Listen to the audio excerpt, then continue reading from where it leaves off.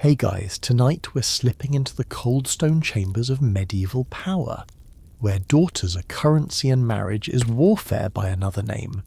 You're standing in a castle solar, maybe 8 years old, watching your mother's face as she explains that your future has already been decided. The man you'll marry is someone you've never met, someone who might be twice your age, or 3 times. Someone who lives weeks away by muddy road. Your stomach churns, but you've been trained not to cry. This is what noble blood means. You're a piece on a board, moved by hands that never ask your permission. The story may solve mysteries you never had an explanation for, like why so many medieval women fled to convents, or why the concept of romantic love emerged as revolutionary rather than natural.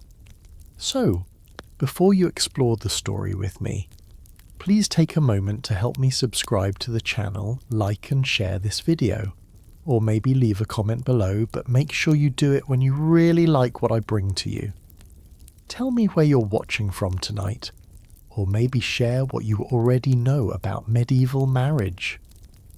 Your support helps me keep these stories flowing, one sleepy tale at a time. Now, let's keep the lights as soft as possible. Turn on the fan for a gentle sound to help the story feel more emotional, and let's embark on tonight's journey together. You're born into a world that sees you coming before you take your first breath. If you're a daughter of the nobility, French, English, German, Spanish, it barely matters. Your value is calculated in the delivery room. A son would have brought cheers. You bring careful, political smiles. Your father's advisors are already whispering about alliances, about which neighbouring lord has sons of marriageable age, about how your tiny body might bridge a feud or secure a trade route. You don't know this yet. You're swaddled in silk, nursed by a wet nurse whose name you'll never learn, rocked in a cradle carved with your family's heraldry. But the negotiation has already begun. By the time you're 3 or 4, the first emissaries arrive. They're dressed in fine wool and velvet, and they speak in low tones with your father in his private chambers. You play with your dolls in the great hall, and you notice how the servants watch you differently after these visits. Your nurse holds you a little tighter. Your mother's eyes linger on your face as if memorizing something she'll soon lose. You don't understand yet that you're being appraised, that reports are travelling back to distant castles describing your health, your features, your temperament. Medieval marriage contracts often included clauses about the bride's physical condition. Her ability to bear children was the whole point. After all, one contract from 1180s France specified that the bride must be whole in body, free from deformity, and of sound mind. You're being inspected like a broodmare, and you're still learning to form sentences. The betrothal comes early. Maybe you're 6 when your father announces it at dinner, raising his cup to toast an alliance you don't comprehend. Maybe you're 8 when a messenger arrives with a ring too large for your finger, cold and heavy with someone else's seal. The boy or man you'll marry might be waiting for you to grow up, or you might be waiting for him to reach majority. The age gap is a detail for lawyers to note, not a concern for anyone's conscience. In 1200s England, girls could be legally betrothed as infants and married at 12. Though consummation was technically supposed to wait until physical maturity, technically, historians still argue whether these age restrictions were widely followed or conveniently ignored when political necessity demanded it. You learn his name before you learn to read Latin. You learn his family's colours before you understand what they represent. Your childhood becomes a countdown. Every lesson in needlework is practice for managing his household. Every hour learning to read, if you're lucky enough to be taught, is so you can oversee accounts and correspond with allies. Your mother walks you through the duties of a chatelaine, how to command servants, how to stretch provisions through a siege, how to smile when your husband brings his mistress to dinner. She never uses the word love. That's not what this is about. You're being shaped into a tool, refined and sharpened, made useful. When you play with other noble children, You notice the boys roughhousing, practicing with wooden swords, dreaming of tournaments and crusades. You're learning to be still, to be pleasing, to swallow your own desires so completely that eventually you forget you ever had them. The waiting has a strange quality. Years pass in the rhythms of castle life, the seasonal hunts, the holy days, the long winters when everyone crowds around the great hall's fire. You grow taller. Your body begins to change in ways that make the servants whisper, and your mother inspect you with clinical interest. You're becoming marriageable, which means you're becoming expendable in your father's house and essential in someone else's. Letters arrive with increasing frequency, updating the terms, adjusting the dowry, confirming dates. You're not consulted. Why would you be? A quirky historical detail, some medieval contracts included failure to thrive clauses, allowing annulment if the bride didn't reach puberty by a certain age. Your body's development is a contractual obligation, a deadline your biology must meet. Then one morning everything accelerates. Your father summons you to his chambers, and his face carries that particular blend of satisfaction and finality that you've learned to dread. The date is set. 6 months from now, maybe a year. The household erupts into preparation seamstresses measuring you for gowns, clergy coaching you on wifely obedience, servants packing the household goods you'll take as dowry. Your trousseau becomes an obsession linens embroidered with your soon-to-be husband's initials, furniture carved with his family crest, jewellery that will mark you as his possession. You watch these items accumulate like evidence in a trial where you're both the accused and the sentence. Your friends, if you've been allowed any, begin to distance themselves. You're already halfway gone, already belonging to another house, another life. If you have sisters, they watch you with a mixture of pity and relief or envy, depending on whether your match is considered fortunate. Fortune, in this context, means wealth and title, not kindness or compatibility. A good match is one that elevates your family's standing. Whether it destroys you personally is irrelevant data. You lie awake at night trying to imagine the man waiting for you. But you have so little information. Is he cruel? Is he old? Does he have other wives buried in his family crypt? Women who died in childbirth trying to give him heirs? These questions circle your mind like crows, and there's no one you can ask who'll tell you the truth. The castle begins to feel different. Rooms you've known your whole life suddenly seem temporary, borrowed. You're a guest in your own childhood, and the lease is running out. Your mother finds you sometimes, staring out windows toward the horizon, and she says nothing because there's nothing to say that would help. She made the same journey once. So did her mother. So will your daughters, if you survive long enough to have them. This is the inheritance that passes from woman to woman in noble houses, the knowledge that your life is never your own, that your body is a diplomatic tool, that the word wife means something closer to hostage than partner. You're about to discover just how cold that reality feels against your skin. The inventory begins in earnest now, and you're the primary asset being catalogued. Your father's steward works with your future father-in-law's representatives, and they move through the castle with ledgers and sharp eyes, counting everything that will travel with you. The dowry negotiation is brutal arithmetic, so many acres of land, so many bags of coin, so many horses, so many bolts of cloth. You sit in the corner of the room during these discussions, embroidering something you'll never finish, listening to men assign numerical values to your existence. In 12th century France, a noblewoman's dowry might include entire villages, complete with the peasants who work them. You're not just marrying into a family, you're a corporate merger wrapped in silk and religious ceremony. But the dowry is only half the equation. Your body itself undergoes assessment, though no one uses that word directly. The midwives visit more frequently, checking your hips, your health, asking questions about your monthly courses that make you burn with humiliation. They're determining your breeding potential, writing reports that travel in sealed letters to your future husband's household. Can she bear children? Will she survive the birthing bed? Is her bloodline free from madness and deformity? These aren't medical concerns born from care, they're quality control measures.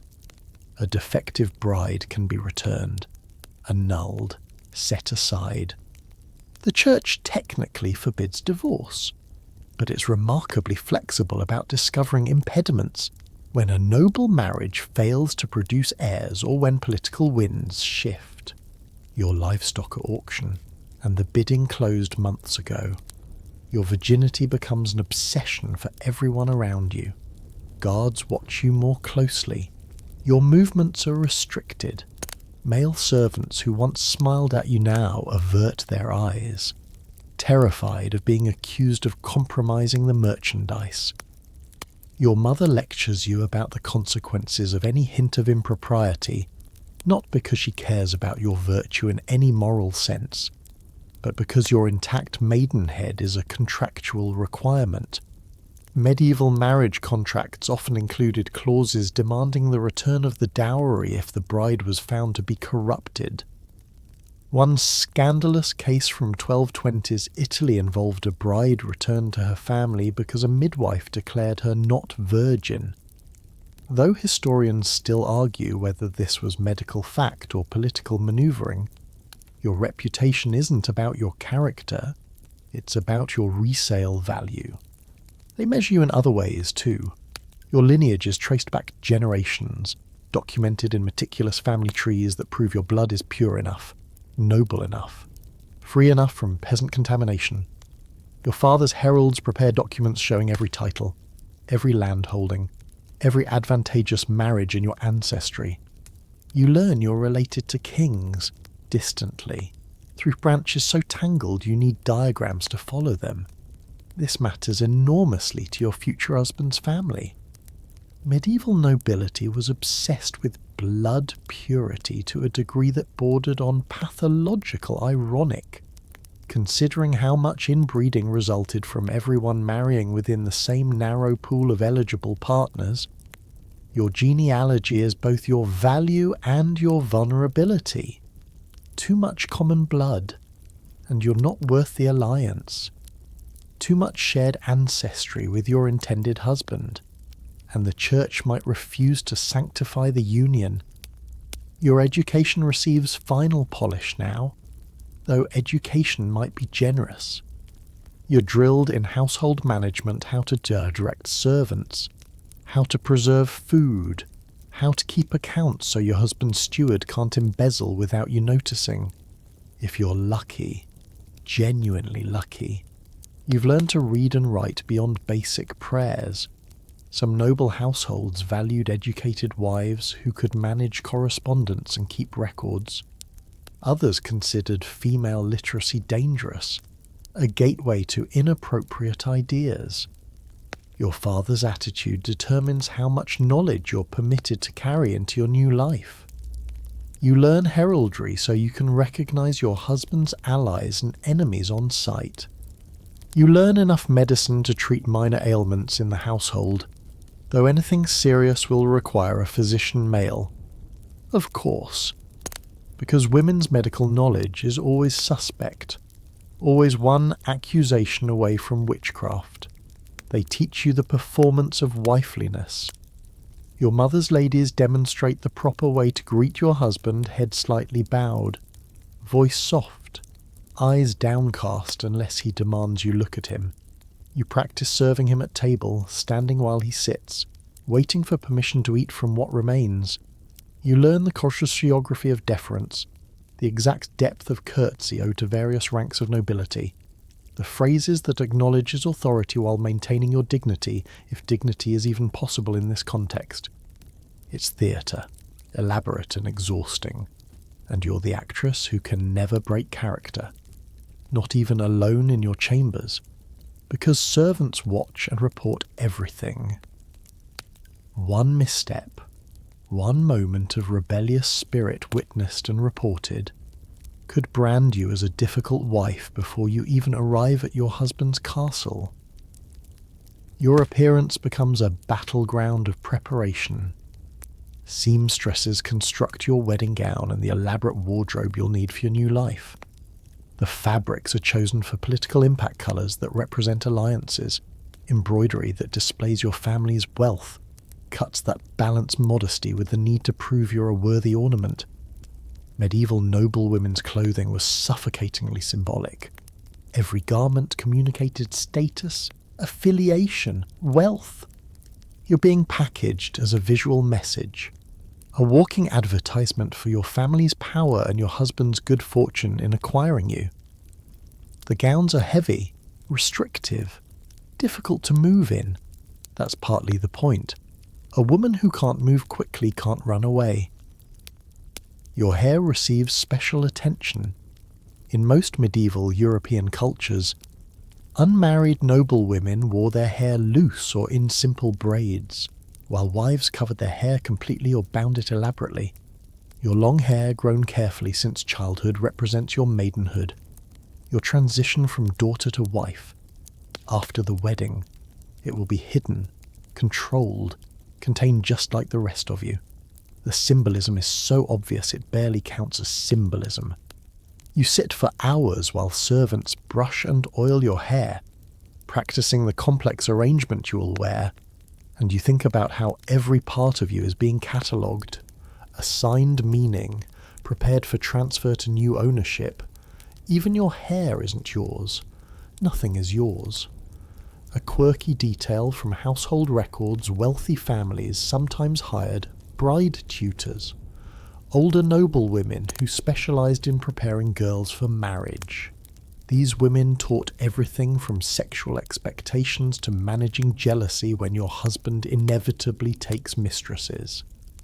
It was an entire profession built around the trauma of arranged marriage, a cottage industry of coping mechanisms.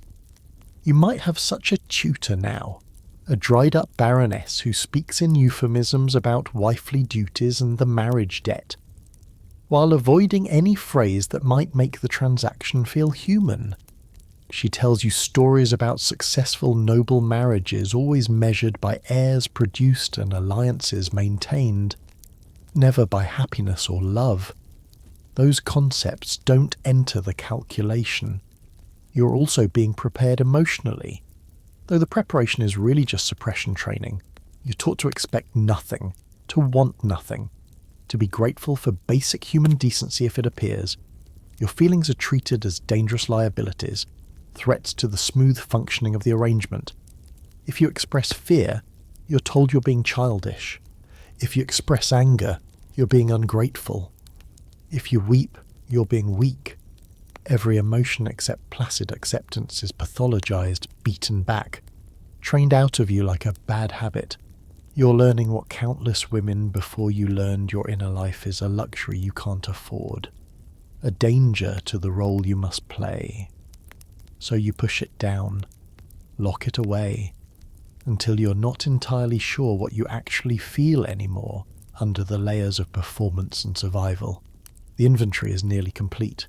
Your dowry is assembled, your body deemed acceptable, your education sufficient, your appearance polished, your spirit broken just enough to be manageable. You're a finished product now, ready for delivery. The men who arrange this transaction look at you with satisfaction, pleased with their diplomacy, their shrewd bargaining. You're the proof of their skill at statecraft, their success at playing the great game of noble power. That you're also a human being with dreams and fears and desires is simply not part of the evaluation. You've been reduced to your function, assessed like any other valuable asset, and found satisfactory. The bill of sale is nearly ready for both parties to sign.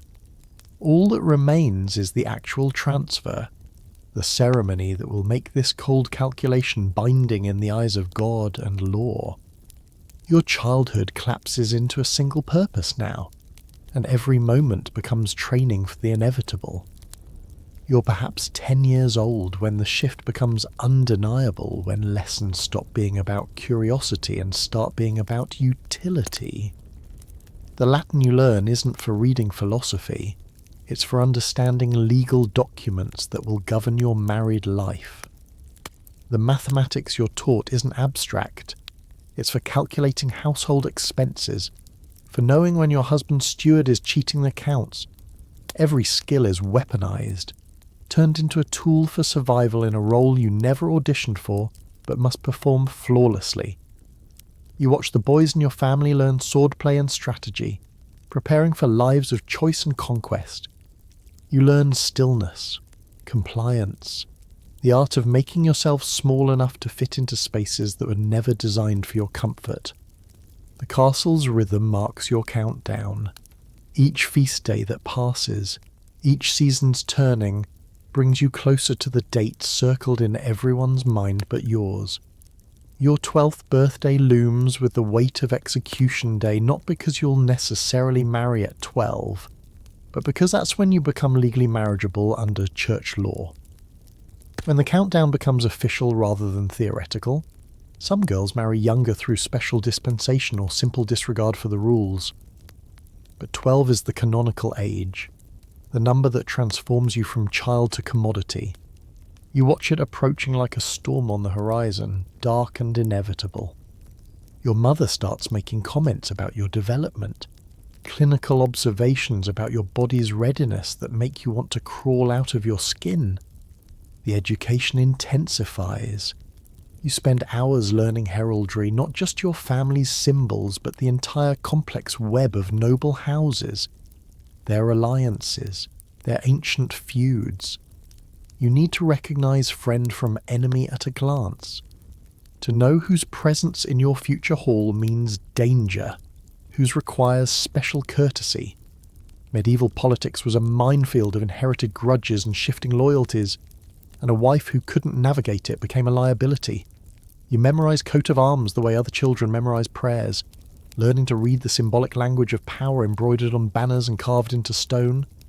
One mistake greeting an enemy with warmth or snubbing an ally could destabilize your husband's position and, by extension, your own precarious safety. They teach you household medicine, the practical knowledge of treating wounds and fevers, mixing poultices and tonics. This isn't gentle healing work, it's brutal necessity. Your future household will suffer injuries from training accidents, kitchen burns, the casual violence of medieval life. Someone needs to know how to clean and bind a gash, how to recognize when a fever means death, how to prepare a body for burial when medicine fails. You learn these skills with herbs that stain your fingers and make your head ache from their strong smells. Some of the remedies work, others are superstition dressed as science.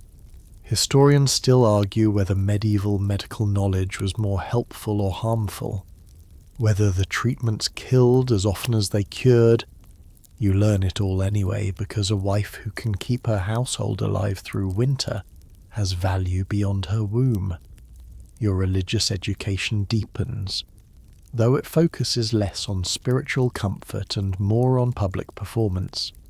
You learn the prayers expected of a noblewoman, the saints you should invoke for various needs, the elaborate choreography of church attendance. Your piety will be watched and judged constantly. A wife's virtue reflects on her husband's household, and any hint of religious inadequacy could suggest moral corruption.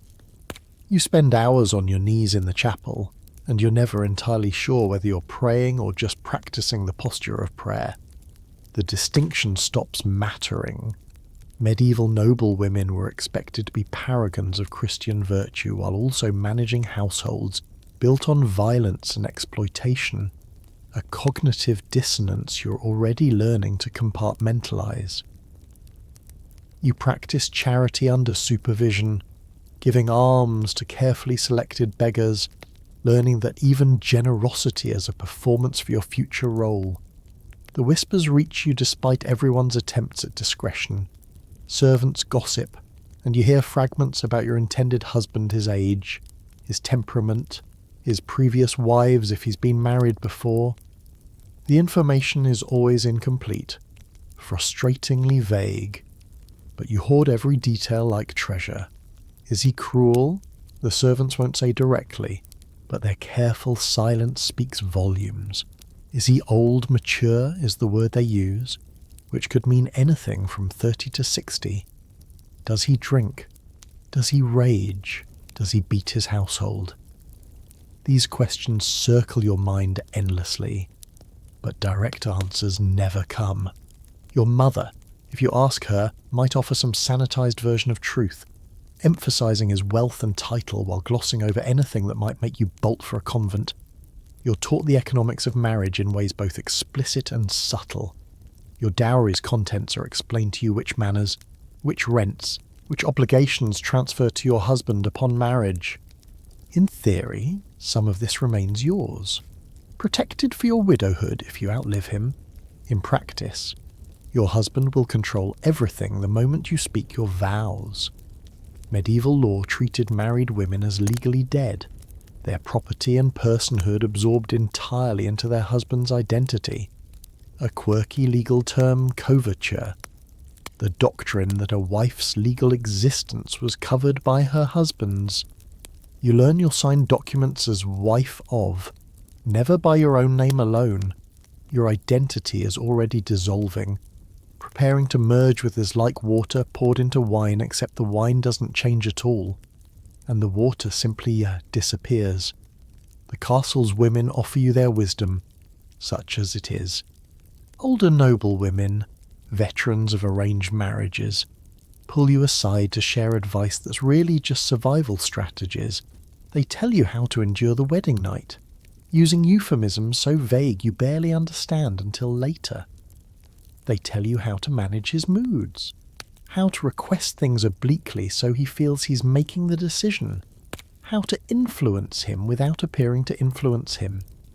They teach you the invisible arts of feminine power, the only power you will be permitted. One baroness tells you frankly that your greatest weapon is producing a male heir quickly, because a mother of sons has protection that a barren wife never enjoys.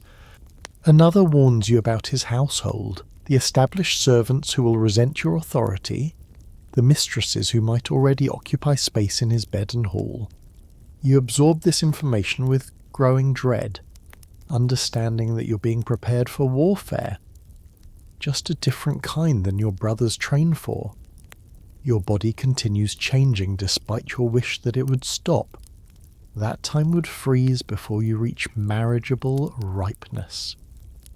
Your monthly courses begin, and the household women mark the date with satisfaction you're fertile now, officially ready for your primary function. The blood feels like a betrayal, your body conspiring with everyone else to push you toward this future you don't want. Medieval people understood the basics of reproduction, knew that monthly bleeding meant potential pregnancy. Though their medical theories were wildly wrong about the details, your courses are tracked, noted, reported in letters to your future husband's household. Even this most private biological function becomes public information, evidence of your readiness for transfer and use.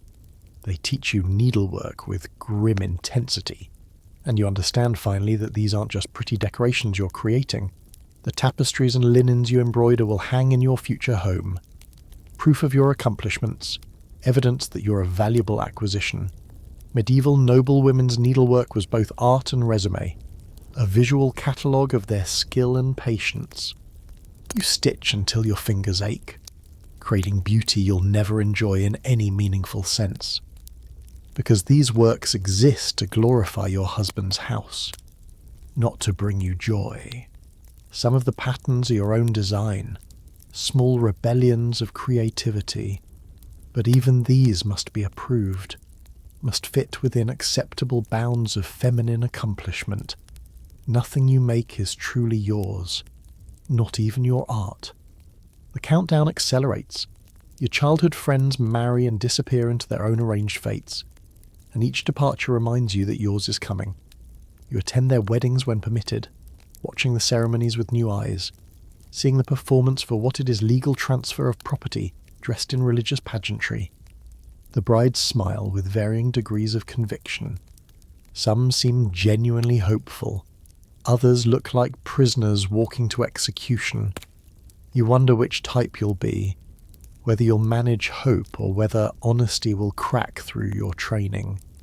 The weddings blur together in your memory, the same prayers, the same feasting, the same knowing looks as the couple is led to the bridal chamber. This is what awaits you. Not love, not partnership, but a transaction celebrated with music and wine. Your last year of childhood, if you can call this trained, purposeful existence. Childhood feels both endless and far too brief. You're simultaneously desperate for time to slow down and eager to have the waiting over with. To know finally what fate tastes like instead of just dreading its approach. You've been good, obedient, everything they demanded. And it's made no difference at all. Your compliance was never going to save you because this was never about you. You're the medium of exchange, the signature on a treaty, the vessel for continuing bloodlines. That you're also a person with thoughts and feelings is simply incidental. The marriage will happen regardless. Your childhood was always just a holding period, and now it's almost over. The contract arrives on a cold morning when frost covers the castle courtyard in delicate, deceptive beauty. You're summoned to your father's solar, where clerks and lawyers have spread parchment across every surface. Documents covered in dense Latin text and elaborate seals. This is the formal marriage contract, and you're required to be present for its final review not because anyone wants your opinion, but because even medieval law requires some acknowledgement that you're technically a party to this agreement. You stand near the window while men drone through clauses, and you understand perhaps one word in 5, but you grasp the essential truth this document is buying and selling you with the veneer of legality, making it respectable. The contract specifies your dowry in excruciating detail. 3 manors in Normandy, complete with all rents, services and obligations from the peasants who work the land. 200 marks in silver coin, 40 bolts of Flemish wool, 20 horses, including breeding stock. Household goods catalogued down to the number of spoons and candlesticks. Your wedding gown and trousseau, valued at another 50 marks. The list continues for pages, each item carefully enumerated so there can be no dispute later about what was promised versus what was delivered. Medieval contracts were meticulous because noble families absolutely would sue each other over a missing tapestry or disputed boundary stone. Your father's lawyers have protected his interests thoroughly. Whether they've protected yours is another question entirely. The document outlines what happens to your dowry in various scenarios. And this is where the language becomes particularly cold. If you die childless, everything reverts to your birth family. Your husband keeps nothing, as if you were a loan that defaulted. If you die after producing an heir, your husband retains control of your dowry for his lifetime, after which portions might return to your family depending on intricate clauses about male versus female children, legitimate versus illegitimate offspring. If your husband dies first, you receive a dower right, theoretically 1/3 of his estate for your lifetime maintenance. Theoretically. In practice, your dower might be tied up in legal challenges from his heirs for years, leaving you dependent on their charity or forced back to your birth family in disgrace. The contract tries to anticipate every possibility except the one that matters most, whether you'll survive this arrangement with your sanity intact. Buried in the Latin legalese are clauses about your behaviour and duties. You will be obedient and faithful to your husband. You will manage his household with diligence and virtue. You will submit to his authority in all matters temporal and spiritual. The language is standard for medieval marriage contracts, lifted from church doctrine and civil law, but hearing it read aloud makes something inside you go cold and hard. These aren't vows you're choosing, they're terms being imposed. Your husband's obligations are notably briefer. He will protect and maintain you according to his station. That's it. He doesn't promise fidelity. Noblemen's affairs were expected. Unremarkable. He doesn't promise kindness or respect. Just maintenance. The bare minimum required to keep his property functional. There's a clause about annulment conditions that your father's lawyer explains with obvious discomfort. If you're found to be physically incapable of consummating the marriage, which could mean anything from a medical condition to simple resistance interpreted as defect, the marriage can be dissolved and your dowry must be returned. If you're discovered to be not virgin, same result. If you fail to conceive within a reasonable time, the marriage might be investigated for divine disfavour, though this is trickier legally because the fault might be assigned to either party. Historians still argue whether these annulment clauses protected women by offering escape routes or simply gave husbands more tools for disposing of unwanted wives. You suspect the latter. Every clause that supposedly protects you seems designed more to protect the transaction, to ensure both parties get the value they contracted for.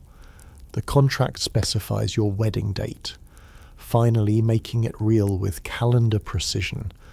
4 months from now, on a date chosen for political convenience and favourable astrological signs, yes. Even educated medieval nobles consulted astrologers for important events, a quirky contradiction given the Church's official disapproval of such practices. 4 months to prepare, to finish your training, to say goodbye to everything familiar. The date sits in your stomach like a stone. You count the weeks, 16 weeks, roughly 112 days. Each one will pass whether you're ready or not, dragging you toward this future you've been sold into. Property clauses reveal uncomfortable truths about what you're becoming. The contract refers to you as transferring from your father's guardianship to your husband's governance. You're not entering into partnership, you're changing owners. The document carefully delineates which of your possessions remain technically yours versus which become his absolutely. Your clothing, your jewellery, your personal prayer book, these stay yours in theory, though he can forbid you from selling or giving them away. Everything else merges into his estate instantly upon marriage. Even gifts given to you after marriage belong primarily to him unless specifically designated otherwise by the giver. You're learning that medieval marriage law was designed by men who viewed wives as expensive, occasionally useful property that required careful legal management to prevent loss or damage to male estates. There are clauses about your children that make your absence from your own future even clearer.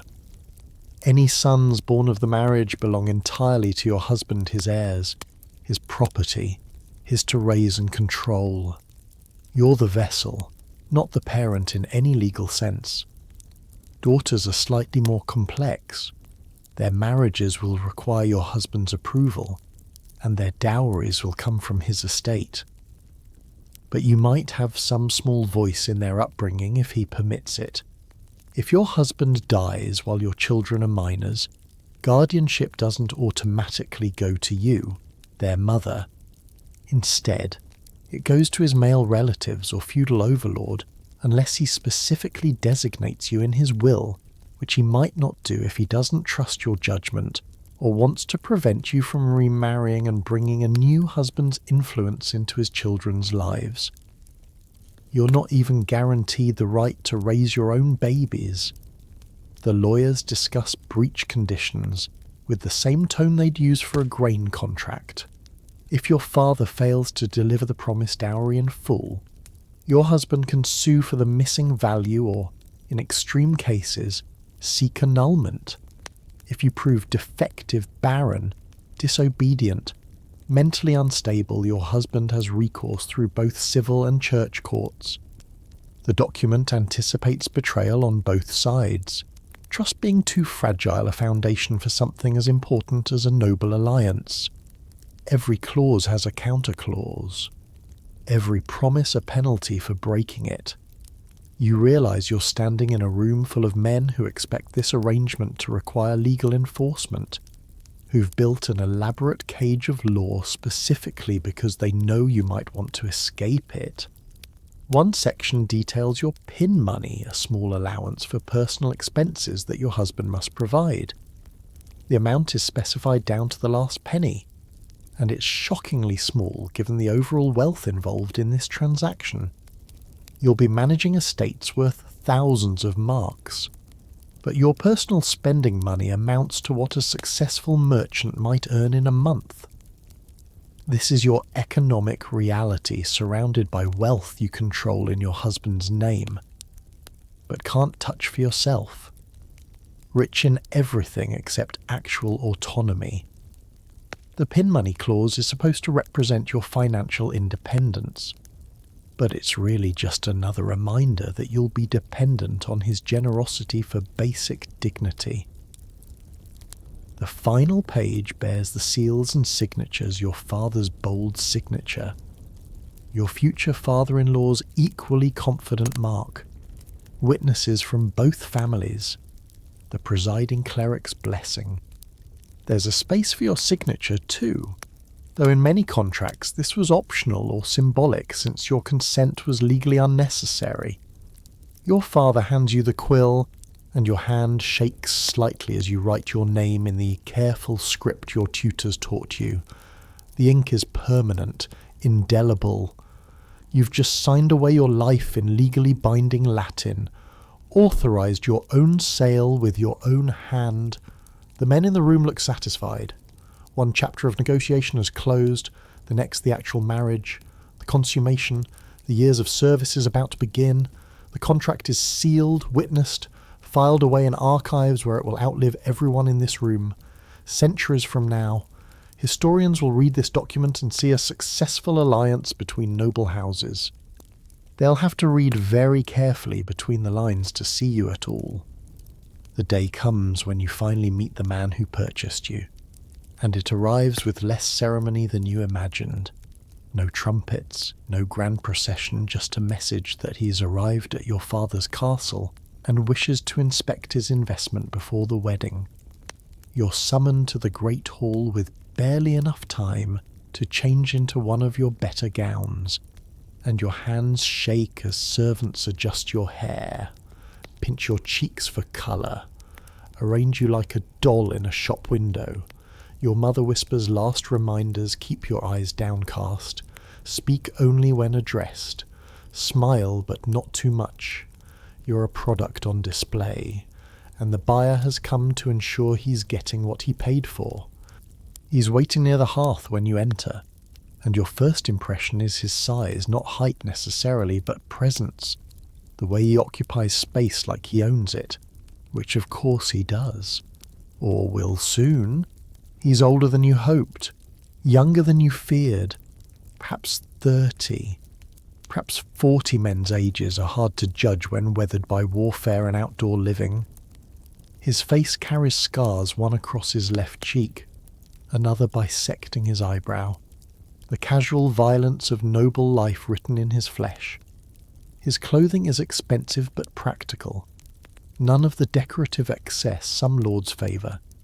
This is a man who sees himself as a warrior first, a husband somewhere down the list of identities. He looks at you the way your father's huntsman looks at new horses, assessing, measuring, checking for obvious defects. The introduction is formal to the point of parody. Your father presents you with flowery language about your virtues and accomplishments, none of which your future husband seems particularly interested in hearing. He nods politely through the speech, but his eyes never leave you, cataloguing details, your height, your build, the shape of your face, the way you hold yourself under scrutiny. When your father finally finishes, your betrothed steps closer, and you catch his scent leather, horse, wine, something sharper underneath that might be old sweat or just the smell of a man who lives hard. He's not grotesque, not monstrous, but he's not kind either. His face holds the comfortable cruelty of someone who's never questioned his right to own people. He speaks, finally, and his voice is rougher than you expected, damaged perhaps by years of shouting orders on battlefields or training yards. "She's small," he observes, "as if you're not standing right there. Will she survive childbirth?" The question is directed at your father, at the midwives hovering nearby, at everyone except you. Your father assures him of your good health, your strong constitution, your family's history of successful breeding. Yes, he uses that word, and you feel something inside you crystallize into cold rage that you absolutely cannot express. The midwives nod enthusiastically, offering their professional opinions about your hips, your overall vitality, your excellent chances of producing heirs without dying in the process. You stand there, mute and burning, while they discuss your body's probable performance like farmers debating a cow's milk production. He circles you slowly, not touching but clearly wanting to. Medieval etiquette forbids too much physical contact before marriage, but his gaze is tactile enough, cataloguing you from every angle. You keep your eyes downcast as trained, but you can feel him taking inventory, checking for obvious deformities, for signs of illness, for any indication that the merchandise is damaged.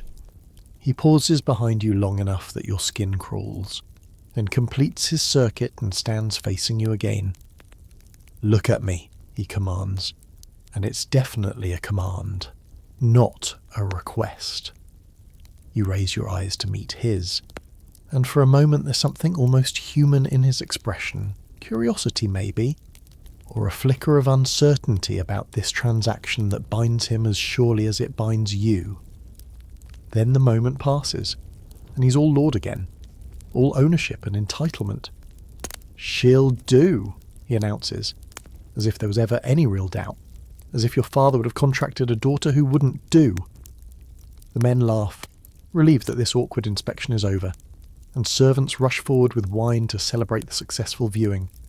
You're dismissed with a gesture, sent away so the men can talk business and politics without feminine presence, and you retreat to your chambers where you finally let yourself shake with the humiliation of it all.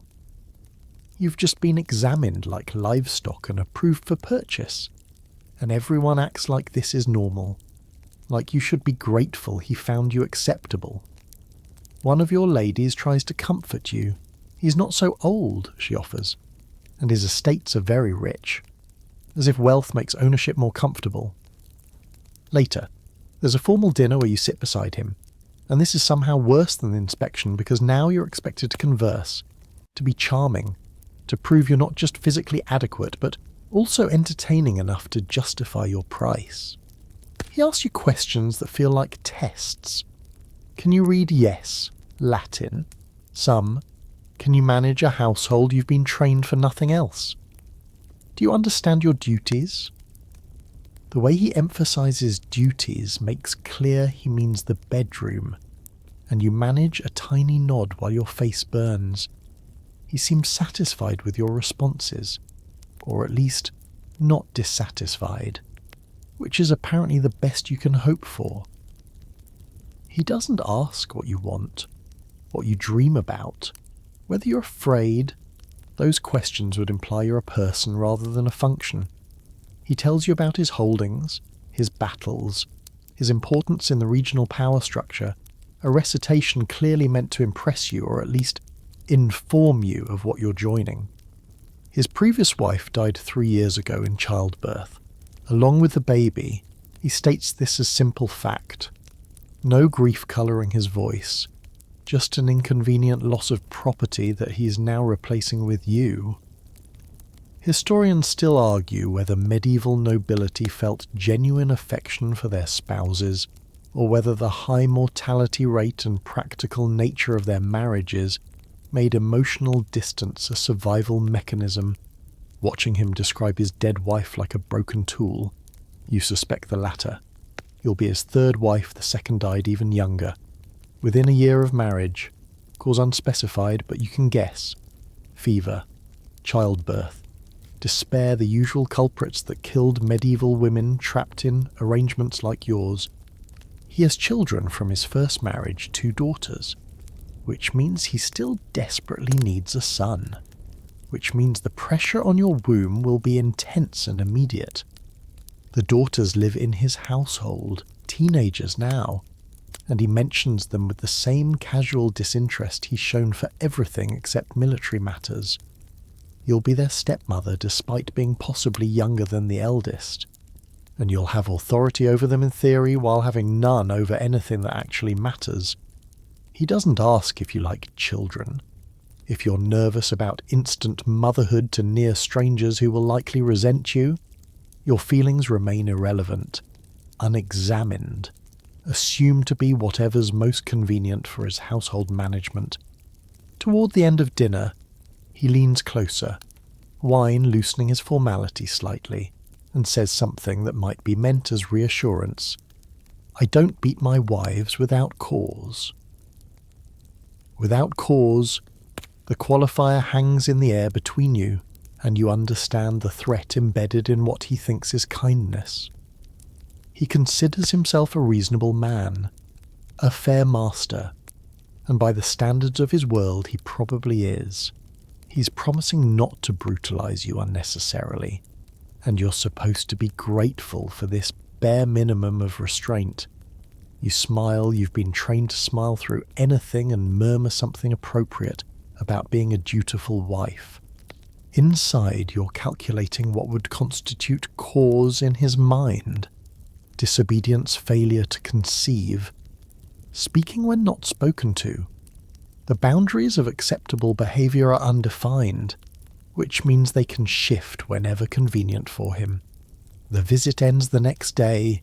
He satisfied his due diligence, verified that his contracted bride meets specifications, and now he has military matters requiring his attention elsewhere. He'll return for the wedding. He tells your father and expects everything to be ready. He nods at you in passing, a gesture of acknowledgement rather than farewell, and rides out with his retinue. You watch from a tower window as his party disappears down the road, and you feel a strange mixture of relief and dread. Relief that he's gone, that you have a few more weeks before belonging to him permanently.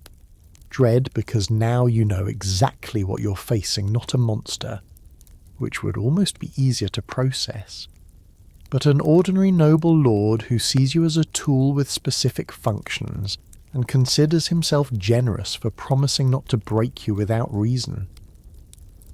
Your mother finds you at the window. He seemed pleased, she offers, trying for comfort and landing somewhere closer to hollow platitude. You don't answer because what is there to say? Yes, mother. The man who purchased me seems satisfied with the merchandise. Yes, he'll probably let me live as long as I perform adequately. Yes, this is my future. Walking away down that road, waiting to swallow me whole. She stands with you in silence, and you wonder if she's remembering her own wedding, her own inspection, her own moment of understanding that she was property dressed in silk. The afternoon light slants through the window, golden and beautiful and entirely indifferent to your fate. In 4 months you'll follow him down that road. For now, you just watch the dust settle where his horses passed. The wedding day arrives with the inevitability of seasons changing, and you wake before dawn to servants already bustling through your chambers, preparing you for the performance of your life. This isn't a celebration, though everyone will pretend it is. It's a public legal ceremony that transforms you from your father's property to your husband's, witnessed by enough nobility to make the transaction binding and enforceable. You sit numbly while women you've known your whole life dress you like a doll, layering silk and velvet and jewels until you can barely move under the weight. The gown is magnificent, obscenely expensive, designed to display your family's wealth and your new husband's good fortune in acquiring such a valuable asset. The fabric restricts your breathing, which feels appropriate. This whole day is about constraint, about binding you legally and physically into a role you never chose. Your hair receives final attention, braided and arranged in the style of maidenhood for the last time. After today, it will be covered, hidden, controlled, just another part of you that becomes his to regulate. The woman weaving flowers into your braids has tears in her eyes, and you're not sure if she's moved by sentiment or pity. You catch your reflection in the polished silver mirror and barely recognize yourself. You look like a painted icon, beautiful and remote and utterly devoid of agency. Your face has been powdered pale, fashionable, but also strategic, making you appear delicate, unthreatening, decorative rather than powerful. Rouge on your lips and cheeks provides the only colour. Artificial bloom on a girl who feels more dead than alive inside.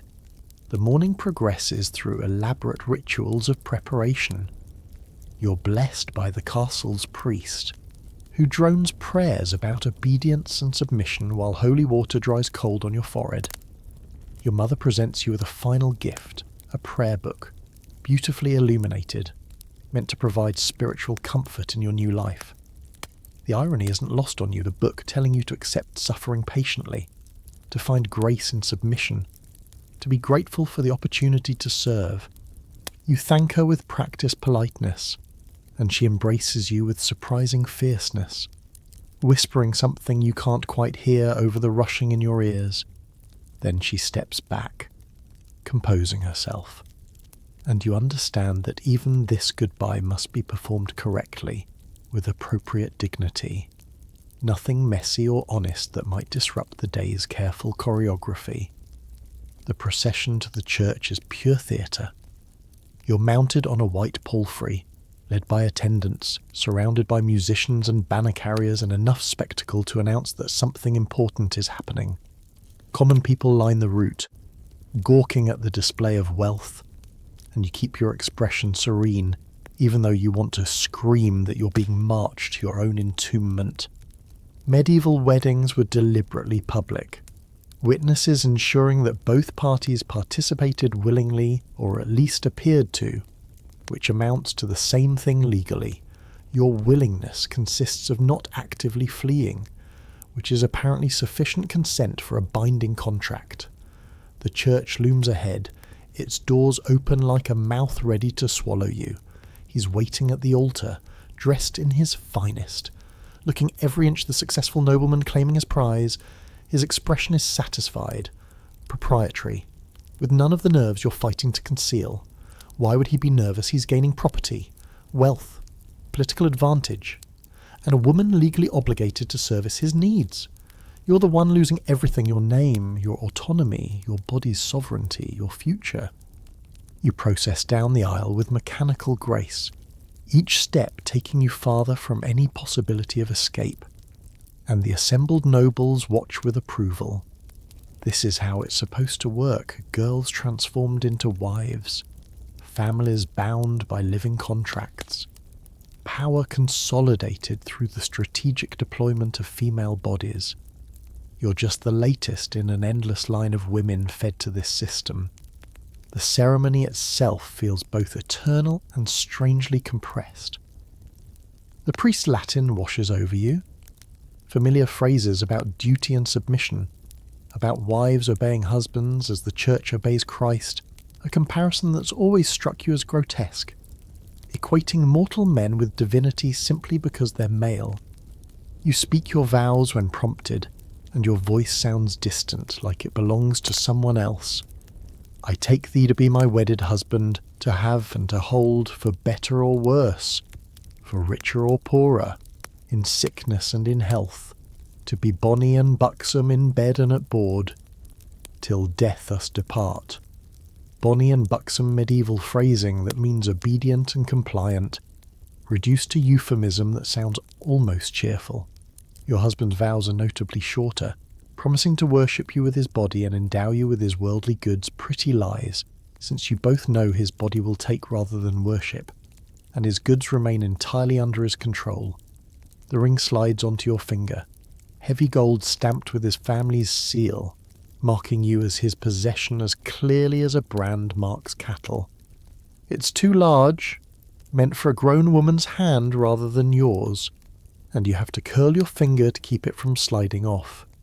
This small detail, the ill-fitting ring, somehow breaks through your numb shock, and you feel sudden tears threatening. You force them back through sheer will because crying now would be weakness, would give everyone permission to pity you or worse, to feel satisfied that you're appropriately emotional about this joyous occasion. The priest pronounces you man and wife, the legal transformation complete, and your husband kisses you as the confidence of ownership. His lips are dry and firm and utterly uninterested in your response. It's a seal on a contract, not an expression of affection. The church erupts in celebration, and you're swept into the chaos of congratulations and well wishes from people who genuinely seem to believe this is happy. Perhaps for them it is they've witnessed a successful alliance, a well-executed bit of statecraft, a young woman appropriately subdued to her proper role. You smile until your face aches, accepting embraces from relatives you barely know, listening to advice from older women about wifely duties delivered in euphemisms and knowing looks. The celebration continues outside the church, where tables groan under the weight of feast foods and wine flows with calculated abundance. Your father spared no expense, displaying wealth and hospitality that reflects well on both families. You're seated at the high table beside your husband. You can't think of him by name yet. That feels too intimate, and you pick at food you can't taste while minstrels perform and nobles toast your union. The toasts grow bawdier as the wine flows, jokes about the wedding night delivered with winks and crude gestures that make your stomach clench. Medieval wedding feasts had a carnival quality, licensed bawdiness that was supposed to celebrate fertility, but really just humiliated the bride. Men shout advice to your husband about taming you, about breaking you like a horse. Metaphors that aren't really metaphors at all, but accurate descriptions of what's expected. Women laugh too, complicit in this system that grinds up girls and spits out wives, perhaps finding comfort in witnessing someone else endure what they've already survived. You maintain your fixed smile, your eyes downcast, the perfect picture of modest maidenhood about to be appropriately deflowered. Inside, you're screaming. A quirky historical detail surfaces in your mind. Information from one of your tutors about ancient Roman weddings where the bride pretended to resist being carried to her husband's house. A ritual performance of abduction. Medieval weddings dropped the pretense the abduction was real, just legalized through ceremony and contract. You're being carried away from your family, from everything familiar, and there's no pretending about it. Your husband owns you now, legally and spiritually and physically. The church says so. The law says so. Every person in this hall agrees. Your lack of consent was never a barrier because noble daughters don't get consent, they get duty, obligation, the honour of serving family interests by sacrificing themselves. The feast stretches on for hours, each course more elaborate than the last. Entertainment provided by jugglers and musicians and trained animals, all of it designed to display wealth and taste and power. You're the centrepiece of this display, the visible proof of successful negotiation between great houses. People keep approaching to examine you up close, to offer blessings or advice, to claim some small part of connection to this important alliance. Your touch constantly, hands on your shoulder, your arm, your face tilted for better viewing, and you can't flinch away because every touch is meant kindly, supposedly, even though each one feels like a violation of what little boundary you have left. Your husband occasionally places his hand over yours in a gesture that looks possessive to observers, but probably is meant to look protective. You know the difference. As afternoon dims toward evening, the atmosphere shifts, the bedding ceremony approaches, that grotesque medieval tradition where witnesses accompany the couple to ensure consummation actually occurs. Your chest tightens with approaching panic, and you notice other women glancing at you with sympathy or satisfaction, depending on their own experiences and personalities. Your mother catches your eye across the hall, and her expression is complicated, sorrow and resignation, and something that might be encouragement or might just be relief that she's successfully discharged her duty by getting you married off. The musicians play louder, the guests grow drunker, and the sun continues its inevitable descent toward the horizon. The performance isn't over. The most degrading scene is still to come. The procession to his castle begins at dawn the morning after your wedding night, and you're grateful for the distraction of travel even though it's taking you farther from everything you've ever known.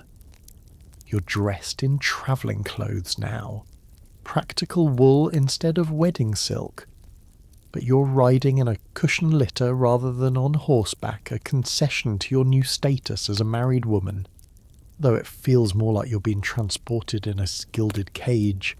The litter's curtains are drawn back so people in villages you pass can see you, gawk at the new lady being imported to their region, and you maintain the pleasant expression you've learned to wear like armour. Every mile is a severing, distance transforming your childhood home from reality to memory. Your husband rides alongside the litter, occasionally checking on you with the same attention he'd give any valuable cargo. He's in good spirits, why wouldn't he be? He's secured a profitable alliance, enjoyed his wedding night rites, and is now transporting his acquisition home to begin her productive service. You've barely spoken since the bedding ceremony, and you're grateful for his distraction with managing the travelling party. The silence gives you space to process what happened, though process might be too generous a word for the numb shock you're functioning through. You're not the same person who rode to church yesterday morning. That girl died somewhere between the altar and the marriage bed, and whoever you're becoming now is still taking shape. Something harder and colder and more resigned to survival at any cost. The journey takes 3 days, and each night you stop at allied nobles' estates where you're treated with the exaggerated courtesy owed to newlyweds. You smile through more feasts, more toasts, more knowing looks and crude jokes about marital duties. Your husband accepts the attention as his due, basking in congratulations for his advantageous match, while you perform gratitude for being chosen, for being elevated, the fiction everyone agrees to maintain, even though you've been demoted from daughter with some small freedoms to wife with none. The guest chambers provided are comfortable but unfamiliar, and you lie awake listening to your husband's breathing beside you, this stranger you're now bound to until death. Medieval noblewomen travelled constantly between estates. For holidays, attending royal courts, but always as extensions of male authority, never autonomous. Your travelling life has begun, but you'll never travel anywhere alone again. On the 3rd day, his castle appears on the horizon, and your stomach drops. It's larger than your father's holding, more fortress than residence. Stone walls thick and imposing under a grey autumn sky. This is your new home, though home implies welcome and choice, and neither applies here. As your procession approaches, you notice servants and retainers gathering in the courtyard, assembling to witness your arrival. You're the new chatelaine, the lady of this household, and they're evaluating you as surely as you're evaluating them, checking for weakness, for kindness that can be exploited, for cruelty they'll need to navigate. Medieval castles were hotbeds of political intrigue. Every servant aligned with the various factions, and you're walking into an established hierarchy that may or may not accept your authority.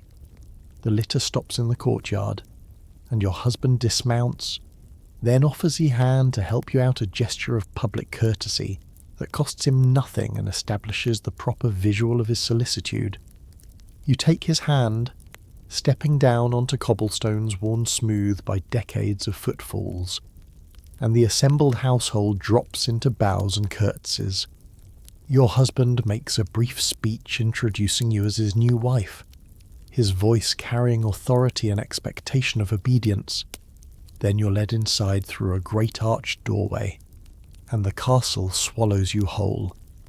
The entrance hall is dim after the bright courtyard, smelling of smoke and old stone and something indefinable that might just be the accumulated weight of other people's lives lived in these spaces. You're given a tour that feels like an inventory, the great hall where you'll preside at meals, the kitchens you'll oversee, the solar that will be your private chamber when your husband doesn't require your presence, the chapel where you'll pray for the household's spiritual welfare. Every room comes with expectations, duties, ways you can fail at being an adequate chatelaine. The servants showing you around are elaborately polite, calling you my lady with curtsy punctuation. But you catch the sidelong glances, the whispered consultations. They're measuring you against his previous wives, against their own expectations, against the established household rhythms you're disrupting simply by existing. You nod and smile and try to memorize layouts, names, hierarchies, all while exhaustion from travel and emotional shock threatens to collapse you where you stand. His daughters are presented to you in the solar, and the encounter is exactly as awkward as you feared. The eldest is perhaps 15, the younger 13 close enough to your own age that the absurdity of you being their stepmother is obvious to everyone. They curtsy with mechanical precision, their faces schooled to blankness, and you understand immediately that they've been coached on how to behave toward you. The eldest, Margaret, has her father's sharp features and sharper eyes. The younger, Isabel, looks softer, with an expression suggesting she cries easily. You murmur something appropriate about hoping to earn their affection, and Margaret's mouth twitches with something that might be amusement or contempt. "Of course, my lady stepmother," she says, the title wrapped in just enough sarcasm to be noticeable but not actionable. The castle's layout becomes a map of your new imprisonment. Your chambers are adjacent to your husband's, connected by a door he can open at will but you cannot lock. The rooms are comfortable enough, better furnished than your childhood quarters, but they're thoroughly marked with his family's heraldry, his colours, his taste. Nothing here is yours. Medieval noblewomen were expected to manage households, but not to own them, to command servants but not to choose them, to occupy space but not to claim it. You're a tenant in your own residence, and the lease can be revoked any time you fail to meet performance standards. There's a formal dinner your first evening, the household assembled to welcome you properly. You're seated at the high table beside your husband, elevated above everyone else, expected to preside with grace despite having no idea what you're doing. The meal progresses through courses, and you watch how power flows, who speaks, who's silent, where glances and influence travel. Your husband occasionally turns to you with questions designed to test your competence. Can you read household accounts? Will you oversee the still room? Each answer is an audition, and the household is your sceptical audience. After dinner, your husband's steward presents you with the household keys, an elaborate ring holding dozens of iron keys, symbol of your chatelaine authority and also of your imprisonment. These keys lock the storerooms, the wine cellar, the linen chests, every repository of household wealth you're now responsible for managing. In theory, they represent power. In practice, they represent accountability without corresponding authority, because any decision you make can be overruled by your husband. Historians still argue whether medieval chatelaines wielded genuine power or simply bore responsibility for decisions made by men. You take the keys with appropriate solemnity, and their weight pulls at your belt, a constant physical reminder of obligation. Your husband shows you to your chambers personally that night, possessive satisfaction clear in his expression. You've been displayed to his household, established in your role. Given the tools and expectations you're officially installed now, he leaves you briefly with his ladies to prepare for bed, and you're grateful for even this moment before he returns. The ladies unlace your gown efficiently, brush your hair, chatter about household gossip you don't understand yet. They leave you in your shift by the fire, and you stand at the window looking out at darkness beyond the castle walls. Somewhere out there, miles away now, is your childhood home where you're already being forgotten, your chamber given to someone else or closed up like a shrine. Do you remember the girl who lived there? She feels distant already, that child who believes she might have some say in her fate. The door opens behind you without knock or warning, and you don't turn around. Your husband has come to claim what the contract guarantees him. This is your life now in this castle, with this man, until death provides the only divorce medieval women can reliably access. The window glass is cold against your forehead. Outside, stars wheel in ancient patterns, indifferent to small human transactions happening in stone rooms below. Morning arrives with unfamiliar sounds, different bells, different footsteps in corridors you don't know yet, servants speaking in accents that mark them as strangers. You wake in your husband's bed, and for a disoriented moment you can't remember where you are. Then reality crashes back and you understand this is your life now, every morning, waking beside this man in this castle that will never feel like home. He's already awake, dressing with the help of his body servant, discussing the day's business as if you're not there. You lie still, watching through half-closed eyes, learning his morning routines, the rhythm of his household stirring to life. When he finally notices you're awake, he nods acknowledgement, not affection, and leaves for the great hall. You're dismissed without being addressed, invisible even when occupying his bed. Your own ladies arrive to dress you, and their efficiency suggests they've done this for his previous wives, moving through practiced motions with minimal conversation.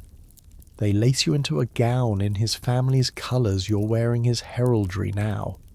Your own family's symbols packed away except for formal occasions. The transformation is visual and absolute. Yesterday you were your father's daughter. Today you're your husband's wife. And the clothing announces the transfer of ownership to anyone who sees you. Medieval sumptuary laws regulated who could wear what colours and fabrics. But beyond legal restrictions, noblewomen's clothing was uniform, advertising whose household they represented. You're a walking banner now, and the message is clear: you belong to him. Breakfast in the Great Hall is your first official act as chatelaine, and every eye tracks your entrance, evaluating your bearing, your composure. Whether you look broken or defiant after your wedding night, you keep your expression serene, moving to your place at the high table with practiced grace. And you notice small nods of approval from older women, disappointed looks from those who perhaps hoped you'd provide entertainment by falling apart publicly. Your husband is deep in conversation with his steward about crop yields and tenant obligations, and you're expected to eat in silence unless directly addressed. You pick at bread and cheese, your stomach still uncertain, and you observe the household dynamics playing out around you: who sits where, who speaks freely, who watches and calculates like you're learning to do. After breakfast, your real education begins.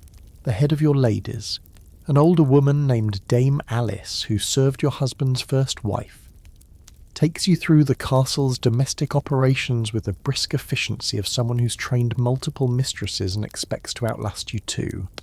The still room first, where medicines and preserves are prepared, and she tests your knowledge of herbs with questions that have right and wrong answers. You know enough to avoid embarrassment, but she clearly finds you wanting compared to whoever came before. The First Lady was exceptional with physic. She mentions casual cruelty wrapped in nostalgia. You're being compared to a dead woman and losing, which seems unfair but is apparently standard procedure. The kitchen's next, vast and chaotic and ruled by a cook who clearly resents outside interference.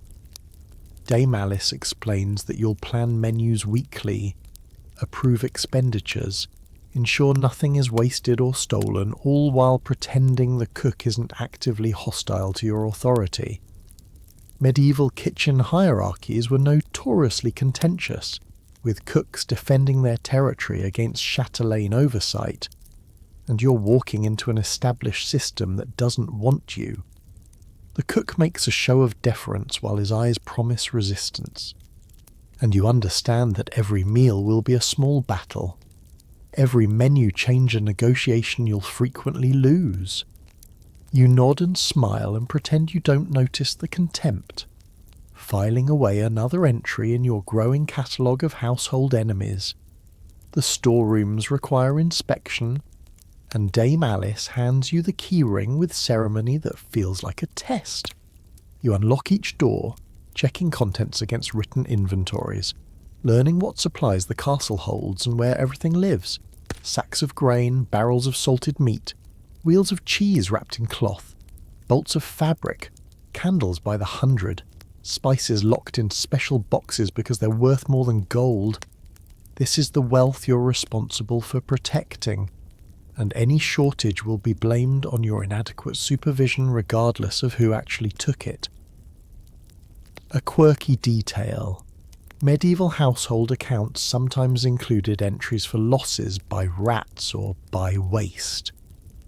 Convenient categories that could hide theft or incompetence. You'll be learning creative accounting by necessity.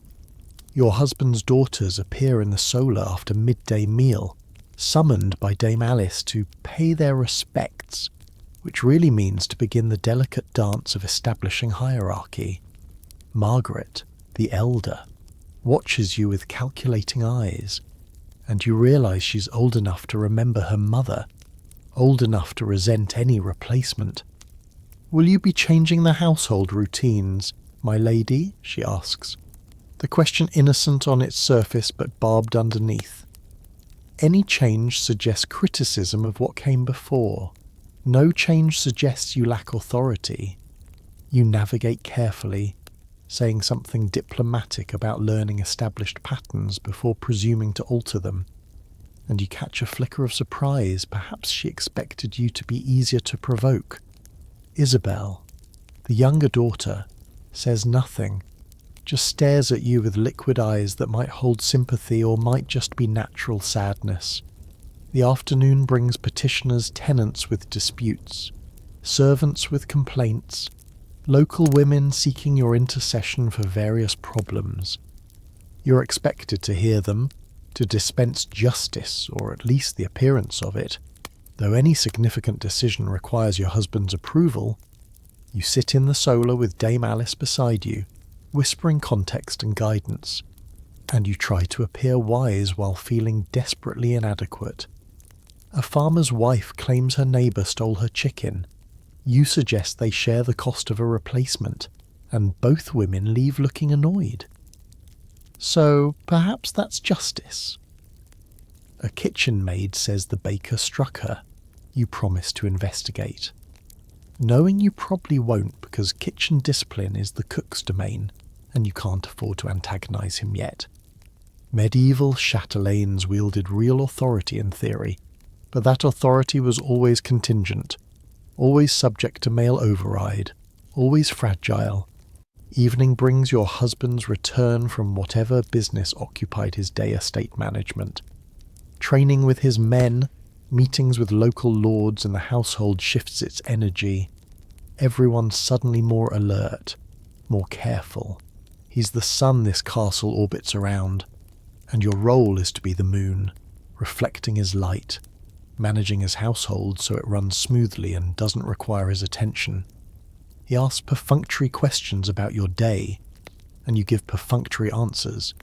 and you both perform the ritual of marital communication without anything resembling actual connection.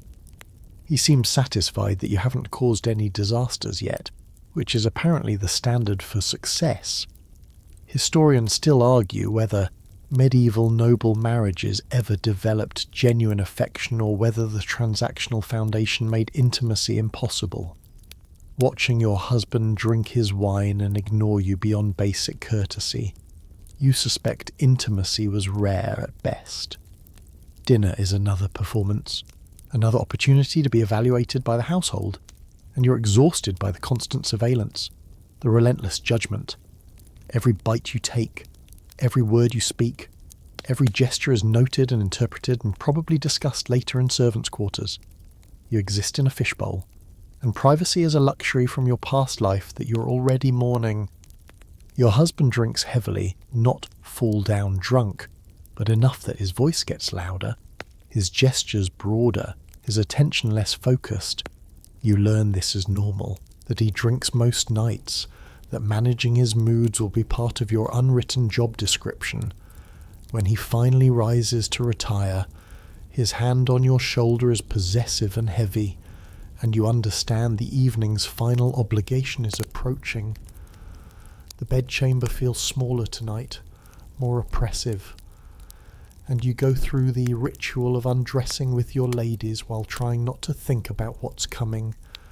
They're kind in their efficiency, probably remembering their own wedding nights, probably grateful they're not you right now. When they finally leave and it's just you and your husband in the firelight, you understand with crushing clarity that this is forever, or at least until one of you dies, which given maternal mortality rates might not be as long as you fear. He reaches for you with the confidence of ownership, and you perform acceptance because resistance isn't an option, and compliance is your only remaining power. Afterward, when he's asleep and snoring beside you, you stare at the bed's canopy and count the ways your life has narrowed. How many doors closed and locked behind you? Tomorrow will be the same, and the next day, and the next. This is your threshold, crossed and sealed. You're inside his domain now, and there's no returning to who you were before. The bridal night is supposed to be private, intimate, a sacred moment between husband and wife, except it's none of these things in medieval noble marriages. You learned this weeks ago during your preparation, but knowing intellectually and experiencing viscerally are entirely different animals. The bedding ceremony begins with your husband's men and your ladies escorting you both to the bridal chamber.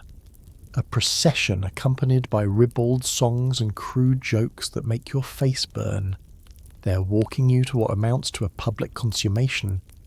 Witnesses required to ensure the marriage is legally binding and cannot be annulled on grounds of non-completion. Your body isn't yours to give, it's a contractual obligation being fulfilled under observation, and the humiliation is part of the design. The chamber has been prepared with almost grotesque care, fresh linens on the bed, candles burning everywhere, wine and refreshments arranged on a side table as if this is celebration rather than violation by law. Your ladies undress you down to your shift while your husband's men do the same for him, everyone maintaining a veneer of respectful efficiency while their eyes catalogue details they'll gossip about later. How you looked, how you trembled or didn't, whether you wept, whether you seemed willing or terrified, all of it will be discussed, embellished, passed around the castle like currency. Medieval weddings treated the bride's body as public property, and privacy was a concept that applied to men's business dealings, not to women's most vulnerable moments. The witnesses bless the bed with holy water, the priest murmuring prayers about fruitfulness and obedience while you stand there in thin linen, feeling more exposed than if you were actually naked. This is supposed to sanctify what's about to happen, transform it from assault into sacrament, but the holy words slide off the surface of your fear without penetrating. Your husband looks impatient. He's done this before, with 2 previous wives, and the ceremony is tedious formality to him rather than your first experience of absolute powerlessness. The witnesses finally withdraw to positions outside the bed curtains, close enough to hear but not see, because apparently auditory confirmation of consummation is legally sufficient while visual would be inappropriately indecent. The distinction is laughable. But you're far past laughing. Your husband approaches with the confidence of someone exercising an unquestioned right, and you understand with crystalline clarity that your consent is legally irrelevant. The marriage contract gave him permanent, irrevocable access to your body, and refusal isn't an option that exists in your vocabulary anymore. He's not brutal, not deliberately cruel, but he's also not gentle or particularly concerned with your experience beyond the mechanical requirements. This is duty for him, obligation, the price of the alliance he purchased, that it's your first time, that you're terrified, that you're in pain. These are simply not factors in his calculation. Medieval sexuality viewed wives as vessels for male satisfaction and heir production, and your feelings about the process were about as relevant as a plough's opinion on farming. The act itself is mercifully brief. Though brief is relative when you're counting every second in waves of pain and humiliation, you bite your lip to keep from crying out because you will not give the witnesses that satisfaction, will not perform the expected maiden's distress for their entertainment. Your husband finishes with a grunt of completion, and immediately the witnesses begin making noise outside the curtains. Congratulations. Ribald commentary. Someone singing a victory ballad as if he's conquered a fortress rather than deflowered a girl who had no choice in any of this. He pulls back the bed curtain himself to display the bloody sheet. Proof of your virginity and his successful claim, and the witnesses cheer like he's won a tournament. Your blood becomes evidence, documentation, the red signature on a contract sealed in the most invasive way possible. The witnesses finally leave, satisfied that the marriage is consummated and therefore legally unbreakable, and you're alone with your husband for the first time since this nightmare began. He pours himself wine, drinks deeply, seems pleased with how the evening went. You did well enough, he offers, and you realise this is his version of reassurance, his attempt at kindness after treating you like a broodmare he's successfully covered. You nod because words won't come, and he settles into bed as if nothing momentous has happened, as if he hasn't just fundamentally violated you with the blessing of church and law. Within minutes he's snoring, exhausted from his wedding day and his husbandly exertions, while you lie rigid beside him trying to process what was just done to you. The pain is physical tearing, burning, a rawness between your legs that makes you want to curl into a ball, but the psychological damage cuts deeper. You've been reduced to function, your personhood stripped away so thoroughly that your own violation is celebrated as proper and good. This is what marriage means for noble daughters, legal rape dressed in ceremony, brutality sanctified by priests, ownership exercised through the most intimate invasion possible. And tomorrow night will be the same, and the night after, and every night your husband desires you, because that's what you agreed to when you spoke vows you were never given the option to refuse. The marriage debt. They call it the obligation to provide your body on demand.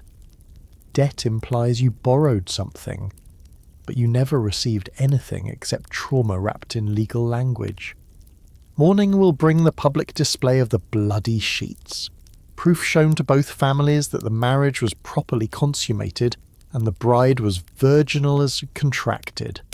Your blood becomes public property, examined and commented upon by people who have no right to your body's most private evidence.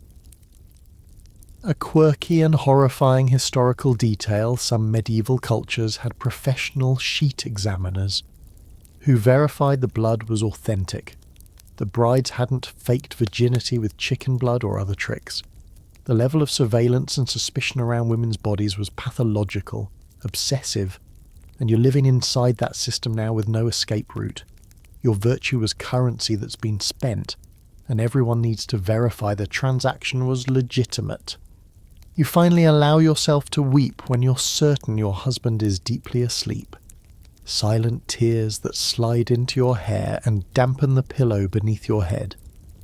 You're mourning something you can't quite name, your childhood perhaps, or your autonomy, or maybe just the naive hope that marriage might be less awful than you feared.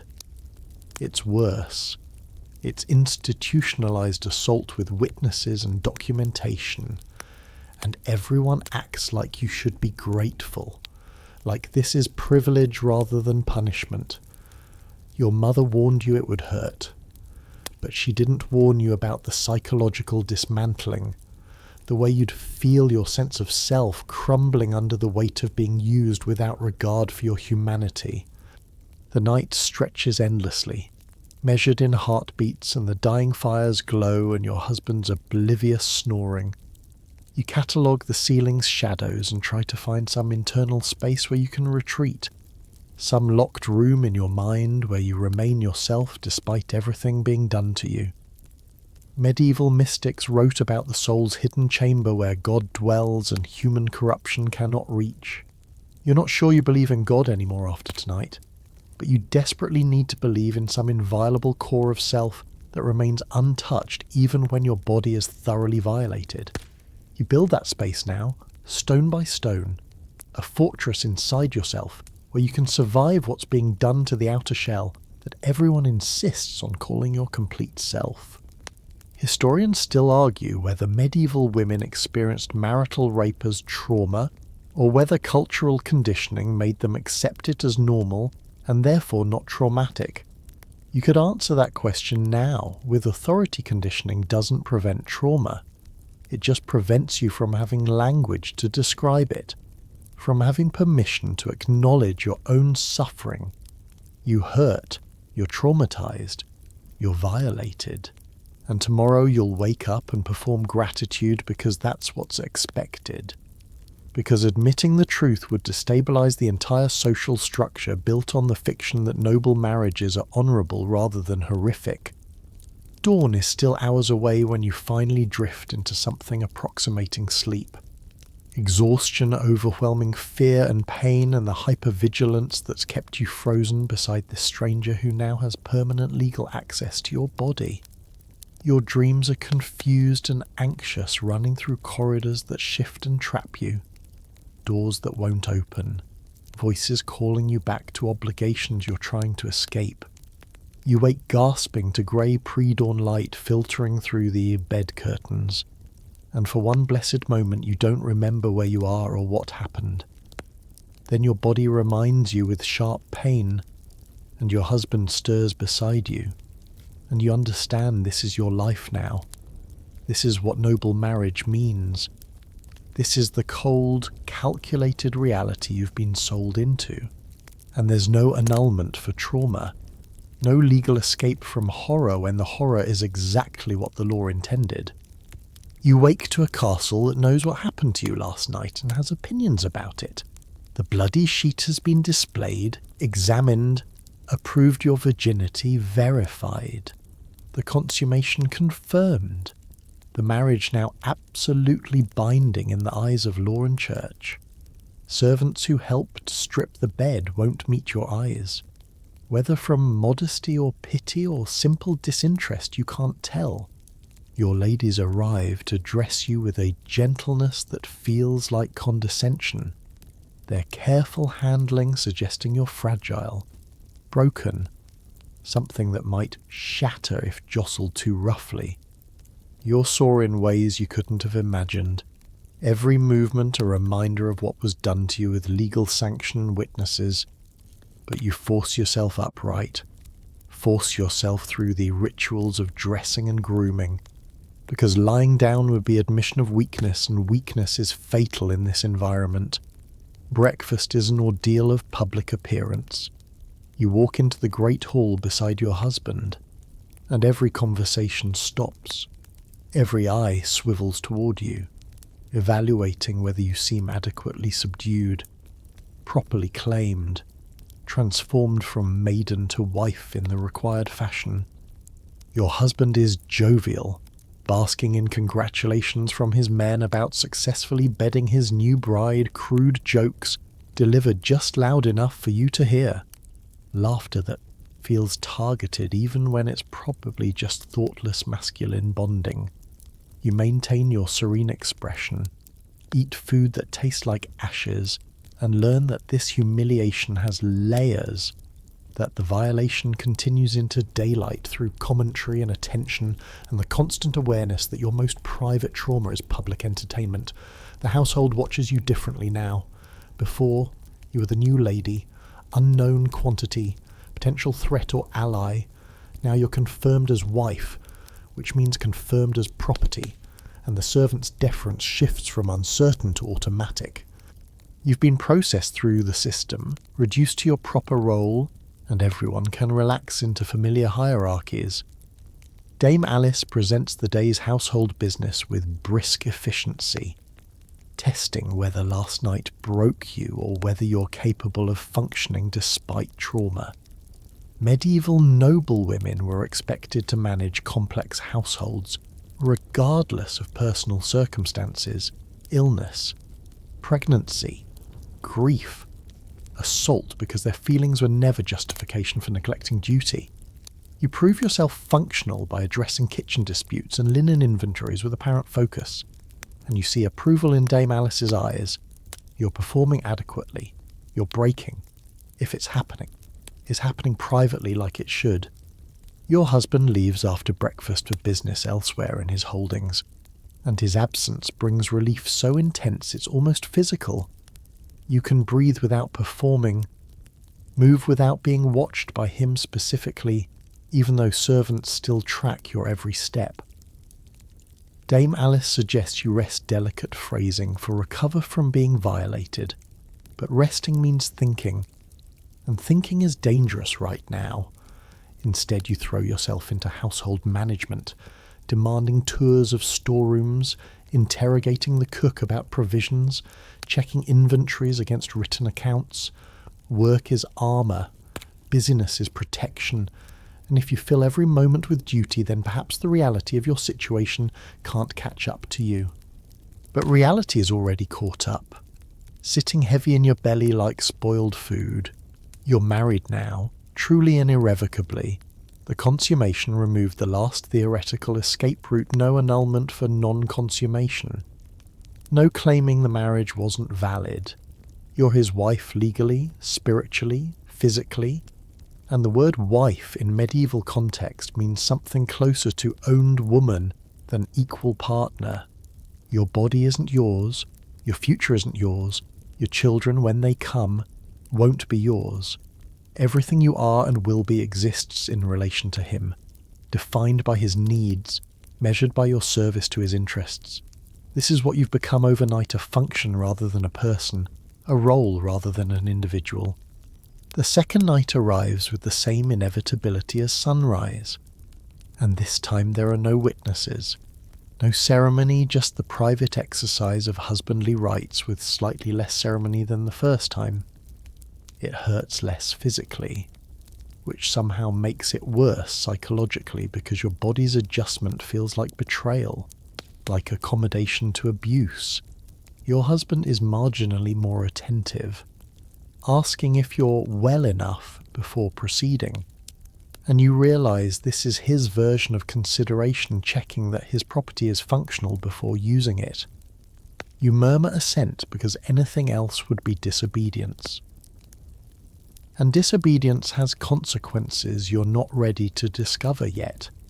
Afterward, he falls asleep quickly again, leaving you awake in the darkness trying to figure out who you're becoming. The pattern establishes itself with brutal efficiency, days of household management and performance, nights of marital obligation and silent endurance. Your body becomes something you observe from a distance, a tool that performs required functions, while your actual self retreats to that internal fortress you're building stone by stone.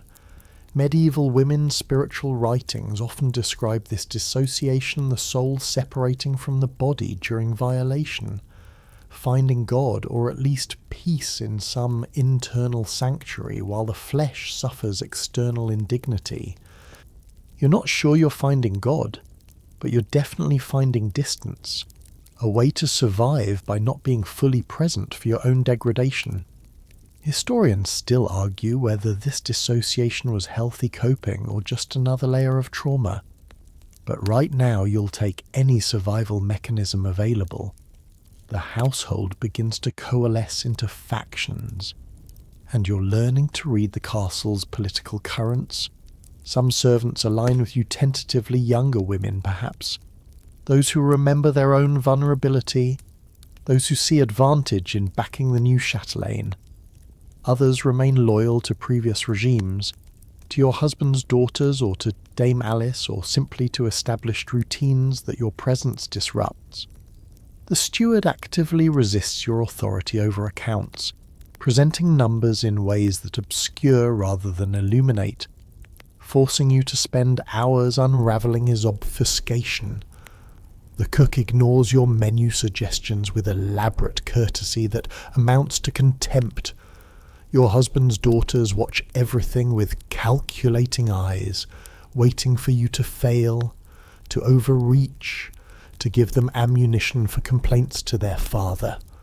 You make your first real mistake in the 3rd week. A kitchen maid comes to you crying, claiming the baker beat her severely for dropping a tray of bread, and you, still naive about household politics, confront the baker directly instead of working through proper channels. He responds with outraged dignity, denying the accusation, appealing to your husband, who sides with him automatically because a wife questioning established male servants undermines his authority by extension. Your husband takes your side that evening to explain, with patronising patience, that you must not interfere in matters beyond your competence, that household discipline is complex and you lack the experience to judge fairly. The rebuke is delivered privately, almost gently, but the message is clear: your authority exists only as extension of his, and he can revoke it any time you displease him. The lesson lands like a blow. You're not actually the chatelaine with real power, you're playing chatelaine with his permission. And that permission can be withdrawn the moment you become inconvenient. Every decision you make can be overruled. Every command you give can be countermanded. Your position is entirely contingent on his satisfaction with your performance.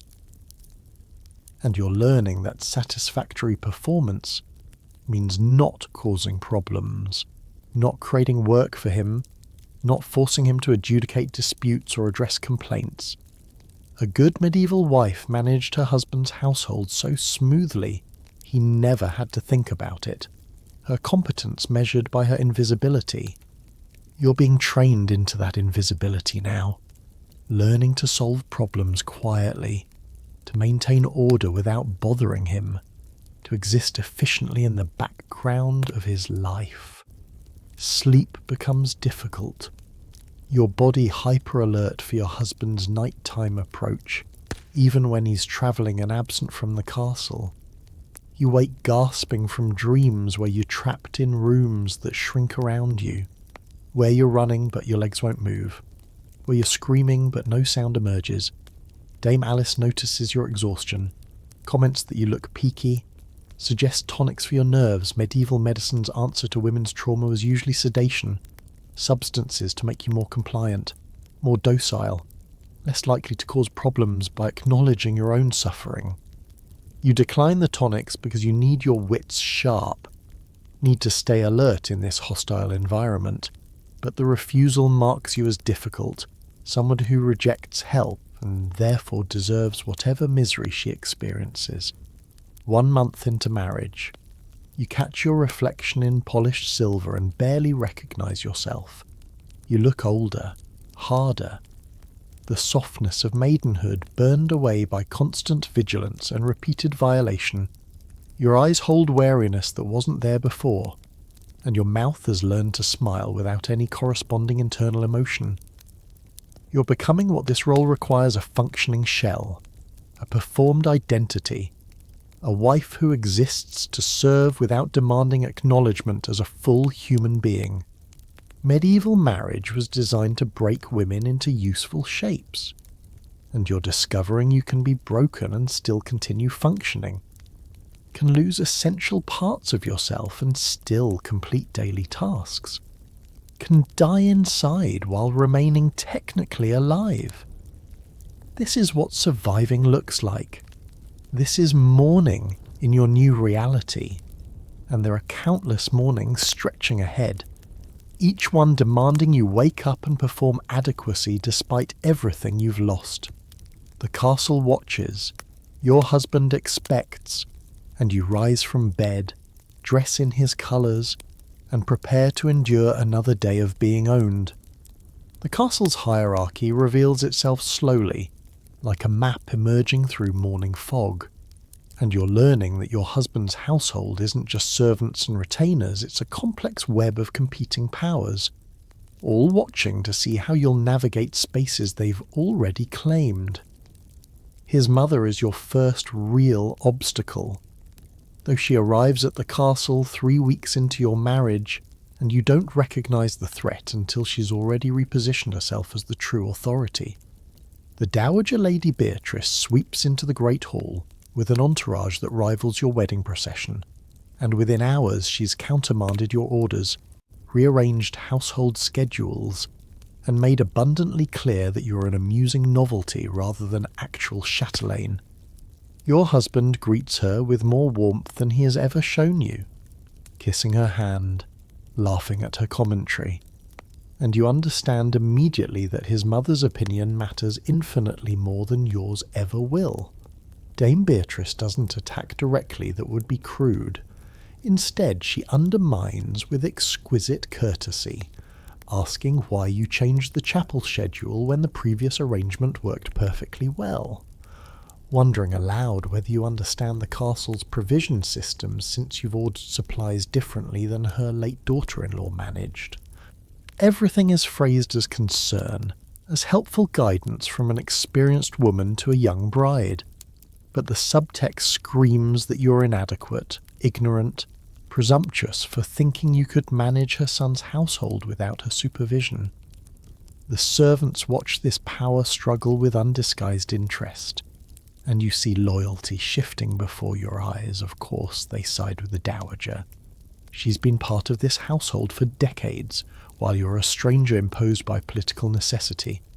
Within a week, you're issuing requests instead of orders, asking Dame Beatrice's permission for household decisions that should be your domain, and the humiliation tastes like metal in your mouth. Your husband offers no support because he sees no problem. His mother is helping you learn. He explains when you attempt delicate complaint about her interference. You should be grateful for her guidance rather than resentful.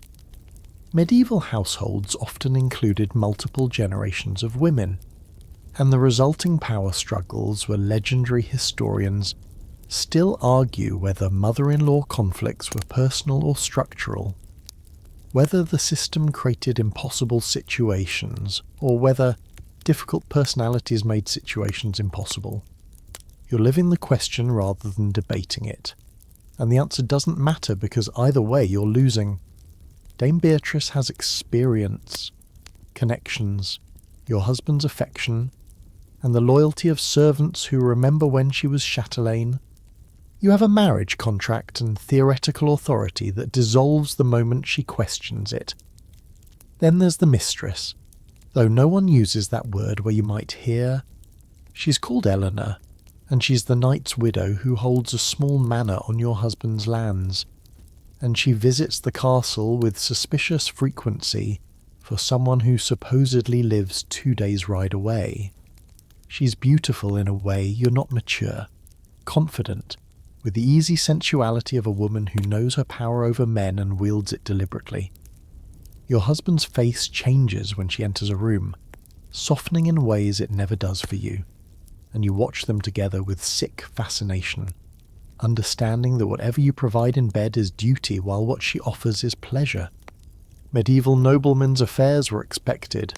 Unremarkable wives provided heirs and household management, while mistresses provided companionship and sex unburdened by reproductive anxiety. You knew this intellectually, but experiencing it burns differently than knowing it. Eleanor is gracious to you in public, calling you my lady with perfect courtesy, but her eyes hold amused contempt when they meet yours. She knows what you're a political arrangement, a womb on loan to continue his bloodline, and she knows what she has chosen, desired, the woman he actually wants. You're supposed to tolerate this with dignified silence, to accept that your husband's heart and body are his to distribute as he pleases while yours belong exclusively to him. The double standard is so blatant it would be laughable if it weren't so crushing. When Eleanor stays at the castle, which she does often, she's housed in comfortable chambers not far from your own, and you lie awake some nights listening for sounds that would confirm what you already know. Medieval castle walls were notoriously thin, privacy nearly impossible, and whether you hear actual evidence or just imagine it becomes irrelevant. The violation is knowing she exists, that your husband seeks her bed voluntarily while visiting yours from obligation. Your stepdaughters add another layer of complexity, though their hostility at least is straightforward. Margaret, the elder, has inherited her father's strategic mind and uses it to make your life difficult in ways too subtle to complain about without seeming petty. She forgets to inform you of household customs you're expected to maintain. She mentions her mother's superior management constantly. Unfavourable comparisons delivered with sweet smiles. She corrects your Latin pronunciation in front of scholars visiting the castle, demonstrating your inadequate education. Isabel, the younger, is less overtly hostile but more disturbingly needy, seeking maternal comfort from you while simultaneously resenting that you're not her actual mother. You're too young, too inexperienced, too overwhelmed to parent effectively, but they need management and guidance, and you're the only woman with nominal authority to provide it. The role is impossible too. Maternal provokes resentment. Too distant confirms you're cold and unworthy. The servants have learned to play these factions against each other, and you're beginning to understand that household management isn't about giving orders, it's about navigating competing loyalties, negotiating with people who have their own agendas, compromising constantly just to maintain basic functionality. The cook answers to Dame Beatrice, not you. The chamberlain takes direction from your husband directly. The still-room maid is sleeping with one of your husband's knights, and uses that connection to ignore your instructions. Every attempt to establish authority meets resistance that's always plausibly deniable, always explainable as misunderstanding or proper deference to more established powers. You're learning that medieval chatelaines wielded power only through intricate political manoeuvring, and you're not skilled at those games, yet you're still playing honestly while everyone else plays chess. Money becomes a particular battleground.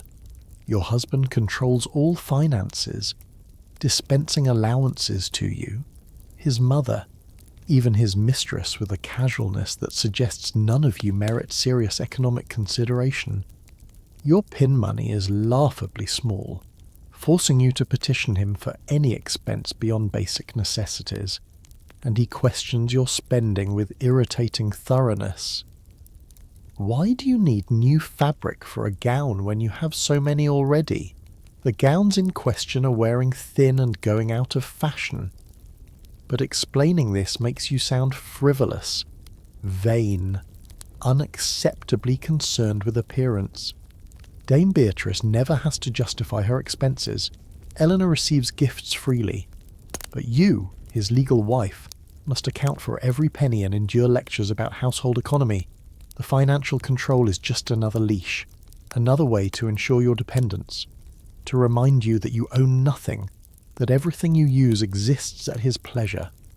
You try building alliances with younger servants, women closer to your age who might be sympathetic. But most are too frightened of the established hierarchy to risk aligning with you.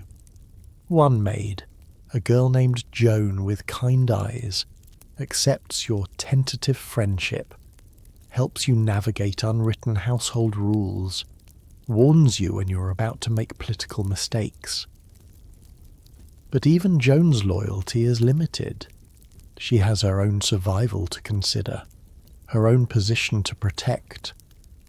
You're learning that trust is a luxury you cannot afford, that everyone in this castle has divided loyalties at best and outright hostility at worst. The isolation is profound and deliberate. Medieval household structures kept noblewomen surrounded by people while remaining utterly alone, unable to form genuine connections because every relationship was mediated by hierarchy and self-interest.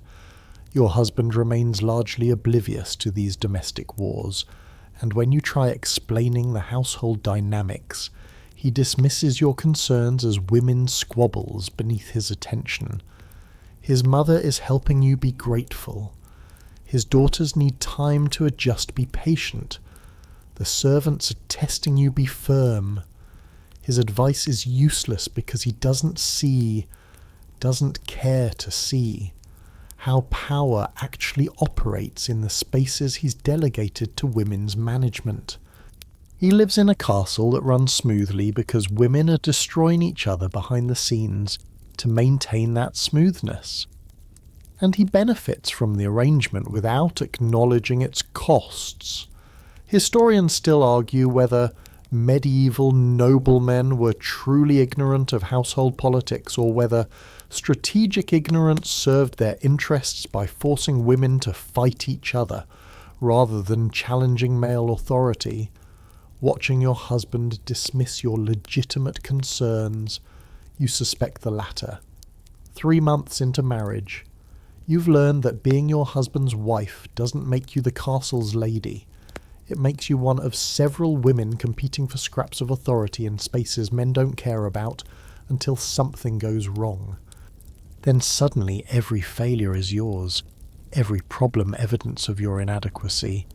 While successes are credited to Dame Beatrice's guidance or the servant's competence despite your interference, you're trapped in a role designed to be impossible, set up to fail so that failure justifies further limitations on your authority. The nest you've been delivered into isn't empty, waiting for you to make it yours. It's full of predators wearing familiar faces, and you're learning to navigate their territories with the constant awareness that you're the intruder, the one who doesn't belong, the piece that doesn't fit into their established patterns. Some mornings you wake up and can't remember why you're fighting to maintain position in a household that doesn't want you. Then you remember because surrender means complete erasure, and you're not ready to disappear quite yet. Your monthly courses stop, and the absence brings not relief but a new kind of terror. The household notices before you've had time to process it yourself. Dame Alice counts days with the efficiency of someone who's tracked multiple pregnancies, and her knowing look when you reach the 6th week makes your stomach drop. She reports to Dame Beatrice, who reports to your husband, and suddenly your body's state is household news before you've even confirmed it privately. The castle erupts in subdued excitement finally. The new wife might prove useful, might justify the dowry expense by producing an heir. You're congratulated constantly, touched without permission, your belly assessed by hands that have no right to you. Medieval pregnancy wasn't private, it was public concern, family asset, everybody's business except the woman actually experiencing it. Your husband is pleased in his distant way, announcing the probable pregnancy at dinner with the satisfaction of the man whose investment is paying dividends. He doesn't ask how you feel about it, whether you're frightened, which you are, terrified actually, because maternal mortality rates in medieval Europe range from 1 to 3% per birth, and noblewomen often married young and bore children repeatedly, meaning lifetime risk of dying in childbirth could reach 20 to 30%. You've done the mathematics during sleepless nights. You're statistically more likely to die delivering this baby than your husband is to die in his occasional skirmishes. Yet his activities are considered brave, while yours are merely expected. He gifts you a jewelled cross meant to invoke divine protection, and you accept it while thinking about his previous wives, both dead, one definitely from childbirth. Dame Beatrice takes over your pregnancy with the same authority she applies to everything else, dictating your diet, your activities, your daily schedule. You're forbidden to ride horses, to dance, to do anything vigorous that might disturb the baby. Instead, you're confined to increasingly limited spaces: the solar, the chapel, prescribed walks in the castle garden under supervision. The imprisonment of pregnancy is both literal and metaphorical. Your body is no longer yours to direct. It's a vessel requiring careful management by others who know better than you what it needs. Medieval pregnancy manuals written by male physicians are full of advice about keeping pregnant women calm, docile, away from upsetting sights. Apparently your fear or anger might mark the baby, deform it, or cause miscarriage. So you're required to perform serenity constantly, to smile when Dame Beatrice describes the upcoming ordeal in terms meant to be reassuring but that land closer to threats. The sickness starts in the second month and doesn't stop.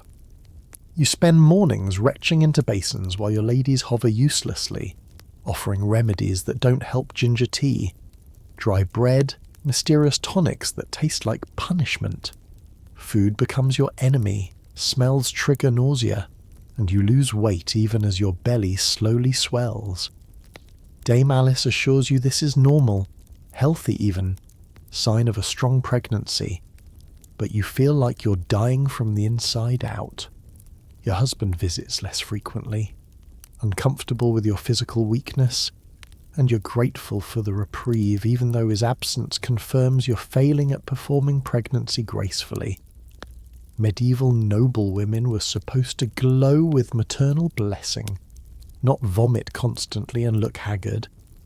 Around the 4th month, the baby quickens that first flutter of movement, confirming something living is growing inside you. The midwives are summoned to verify it, pressing their hands to your belly with professional assessment, and when they confirm quickening, the household celebrates. Historically, quickening was legally significant. A fetus wasn't considered fully alive until the mother felt movement, and crimes against pregnant women were prosecuted differently before versus after quickening. You're now carrying a person rather than just possibility, which means the stakes of your survival versus the baby's have shifted. If complications arise, the baby's life will be prioritized over yours, not because anyone particularly values this unborn child, but because you're replaceable while a potential male heir is not. Your body becomes increasingly foreign, transformed by processes you can't control. Your belly swells, your breasts ache and leak, your back screams from the shifting weight. You develop strange cravings that medieval pregnancy theory blamed on the baby's desires, as if the fetus was already asserting control beyond just occupying your body. You're swollen in your ankles, your fingers too thick for your rings, your face puffy in ways that make you avoid mirrors. Your husband comments once that you've filled out, and you can't tell if it's criticism or approval, and you're too exhausted to care. You're a body in service to reproduction now, and whether that body is attractive or comfortable is simply irrelevant. The castle's women share horror stories about childbirth with the enthusiasm of veterans describing battle campaigns, and you can't decide if they're trying to prepare you or just enjoying your fear. Dame Beatrice describes her own difficult labours with graphic detail: days of suffering, tearing, infection, Other women contribute their stories: babies born dead, babies too large to deliver without terrible damage, women who bled out while midwives stood helpless. A quirky historical detail that's really just nightmare-fuel medieval midwifery included emergency baptism procedures for dying infants, complete with tiny coffins prepared in advance. You're gestating in a world that considers your death an unfortunate but acceptable cost of heir production. The preparations begin around the 6th month. A birthing chamber is prepared isolated, heavily curtained, stuffed with religious imagery meant to protect you. Medieval birthing chambers were women's spaces, completely segregated from male presence, including physicians, unless emergency intervention was needed. You'll labour surrounded only by midwives and female attendants, which is supposed to be comforting but feels more like abandonment. Your husband will be nowhere near, comfortably distant from the messy, dangerous business of birth, returning only after you've either survived or died and been cleared away. His emotional distance from the process is expected, appropriate. While your terror is something you must hide lest it disturb the baby, your husband's interest in the pregnancy is entirely focused on the baby's sex. He wants a son, desperately, needs a male heir to continue his line. His previous marriages produced only daughters. The first wife gave him Margaret and Isabel before dying. The second died before producing any living children.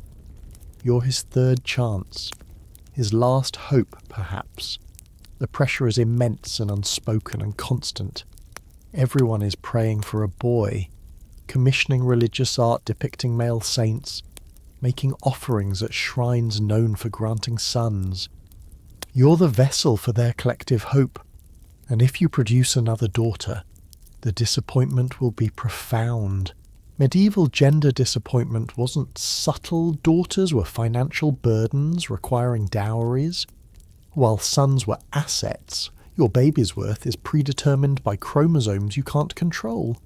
8 months in, you're enormous, uncomfortable, frightened constantly, and so tired you can barely think.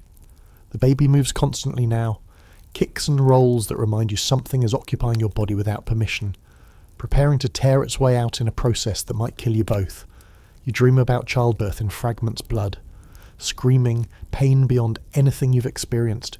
You wake gasping, and no amount of prayer makes the dream stop. Dame Alice says fear makes labour harder, that you must maintain calm. But how do you maintain calm when everyone's stories confirm that what you're facing is legitimately terrifying? Medieval women's letters often included goodbyes written in pregnancy, just-in-case messages to children and husbands. You write your own version, and the act of writing it makes everything horribly real. The final month feels eternal. You're confined almost entirely to your chambers now, waddling between bed and chair, unable to do anything useful, just waiting for your body to decide it's time. Your husband visits occasionally, awkward with your massive belly and obvious distress. He pats your shoulder, says encouraging things that sound hollow, and escapes back to his comfortable male world. You're left with women, Dame Beatrice, Dame Alice, the midwives, your ladies who seem both sympathetic and grateful it's you rather than them. And you wait. Wait for labour to start. Wait to discover if you'll survive. Wait to learn if this baby will even be the right sex to justify all this suffering. The heir imperative has reduced you to a womb with anxiety, and somewhere in the endless waiting, you forget you were ever anything more. Survival, you're learning, requires weapons that don't look like weapons at all. 6 months into your marriage, pregnant and terrified, you begin to understand that direct power is impossible, but indirect influence might save you. The medieval noblewoman's arsenal is subtle strategic charity that builds loyalty among the poor, careful patronage of clergy who might speak well of you, the deliberate cultivation of dependencies that make you harder to discard.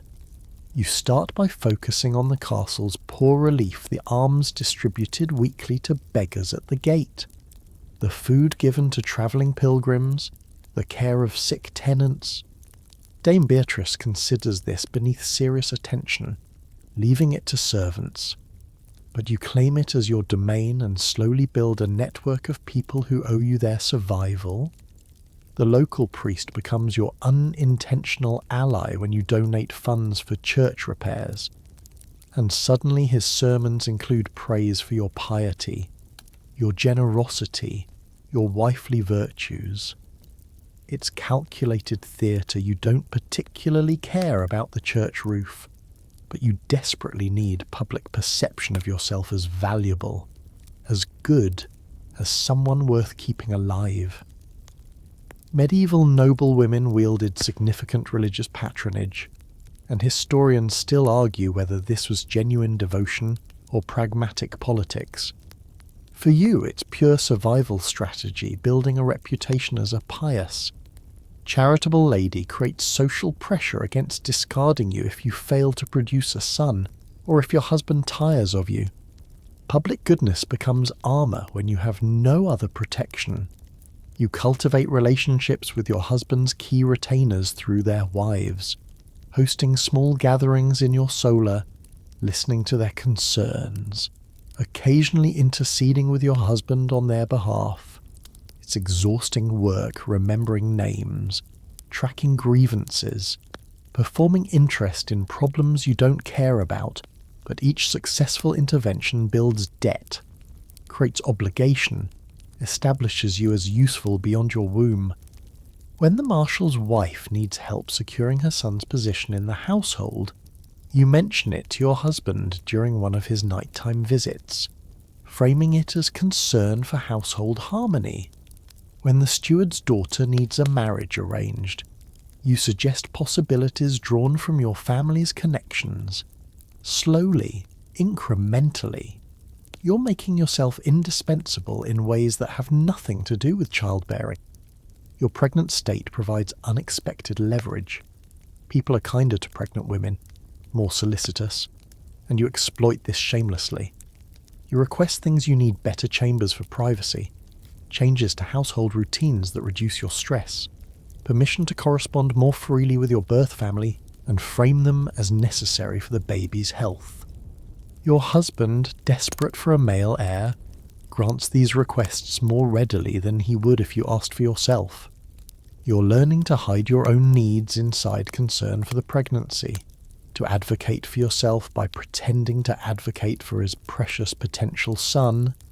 It's manipulative, dishonest, and absolutely necessary.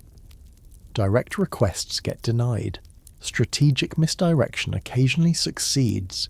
You build alliances with unlikely sources. The castle's aged physician, initially dismissive of a young woman's medical knowledge, becomes an ally when you demonstrate competence with herbal remedies and patient care. He's getting old, his hands shake, and you position yourself as his apprentice. Learning his methods while also making yourself valuable to the household's health infrastructure. When servants get sick, you help treat them, building gratitude among people who previously saw you as just another demanding noble. Medieval medical care was often provided by noblewomen in their households, and while you're no expert, your willingness to sit with feverish children and dress wounds creates bonds that transcend hierarchy. Joan, the young maid who showed you early kindness, becomes something approaching a genuine ally, though you're careful never to trust completely. You promote her within the household staff, giving her responsibilities that increase her status, and in return she provides intelligence about household politics, warns you of plots and complaints, helps you navigate the complex social landscape. It's transactional friendship at best, but in this environment transactional is the only kind available. You gift her small things, ribbons, fabric scraps, coins when you can spare them, and she repays with loyalty that's probably half genuine, half self-interest. You'll take it, beggars can't be choosers, and you're definitely begging for any scrap of support. Your correspondence becomes a lifeline and a strategy. You write frequently to your mother, your sisters, maintaining family connections that might provide escape routes if your situation becomes unbearable. Medieval noblewomen sometimes fled back to their birth families if marriages became abusive beyond tolerance. Though this was legally complicated and socially disgraceful, you're building that bridge just in case, keeping communication open, subtly ensuring your family remembers you exist and might feel obligated to help if you desperately need it. You also write to other noblewomen in the region, establishing a network of aristocratic contacts independent of your husband's political connections. These relationships might prove useful for your children's future marriages, or for your own widowhood, if it comes to that. Money remains the hardest resource to control, but you find small ways to accumulate independence. Your pin money is insufficient, but you discover you can sell needlework to wealthy merchant wives, embroidered goods that bring in coins your husband doesn't know about. You hide this money carefully, a few silver pieces tucked into prayer book bindings, inside the lining of a winter cloak, places only you access. It's not much, probably not enough to actually flee with if necessary, but having any money at all that's yours creates psychological space, possibility, the faint hope that you're not completely trapped. Historians have found evidence of noblewomen's hidden funds in account books and inventories, suggesting this practice was common even if undiscussed. You learn to manage your husband through careful observation and strategic performance. He's easier to influence after successful military ventures when he feels powerful and magnanimous. He's more generous when Eleanor the mistress is present. Perhaps guilt makes him kinder to you. Or perhaps he's performing magnanimity for her benefit. You time your requests accordingly, waiting for moments of maximum receptivity, framing asks in ways that appeal to his self-image as a fair and reasonable lord. It's chess, elaborate and exhausting, and you're still learning the moves, but you're winning occasionally now. Small victories, permission to visit your family, agreement to educate your stepdaughters better, acceptance of your household management decisions without automatic override. The pregnancy gives you leverage, but also vulnerability. You're valuable until you deliver. Then your value depends entirely on the baby's sex. You're acutely aware that everything you're building could collapse if you produce a daughter. Your strategic positioning, your careful alliance building, your cultivation of indispensability, all of it might be insufficient if you fail the fundamental test of providing a male heir. Medieval noblewomen's political power was almost entirely contingent on their reproductive success, and you're facing that reality with every kick from the baby occupying your swelling belly. You're building a fortress out of goodwill and strategic relationships, and you're hoping it's strong enough to survive the storm that's coming when labour begins and the baby's sex is revealed. Dame Beatrice watches your manoeuvring with something that might be grudging respect. She attempted similar strategies in her own time, probably more successfully given her survival and continued influence. She offers occasional advice now, perhaps recognising that supporting you serves her own interests. A competent daughter-in-law reflects well on the household she still considers partly hers. The détente between you is fragile, temporary, but useful. You're learning that women's survival in these structures often requires alliances with other women despite competition and resentment, because ultimately you're all navigating the same impossible system that values you only for functions you can't always control. Your stepdaughters are also part of your strategic thinking now. Margaret will need a marriage arranged soon, and positioning yourself as helpful in that process creates obligation, builds a relationship that might protect you if your husband dies and she has influence over your widow's fate.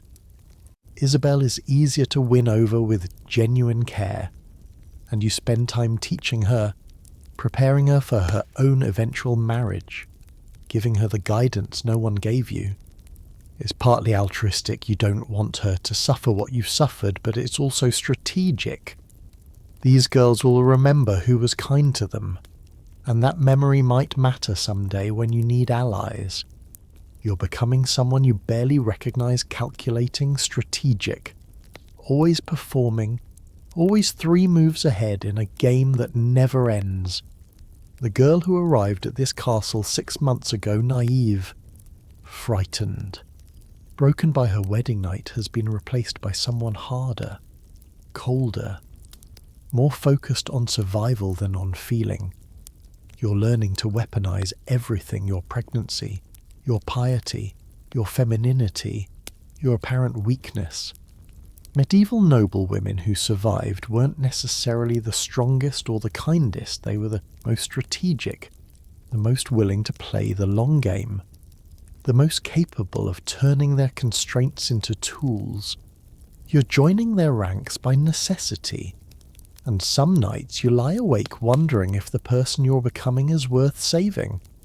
But then dawn comes, and survival demands another day of careful manoeuvring, and you rise to play the game again because the alternative is erasure.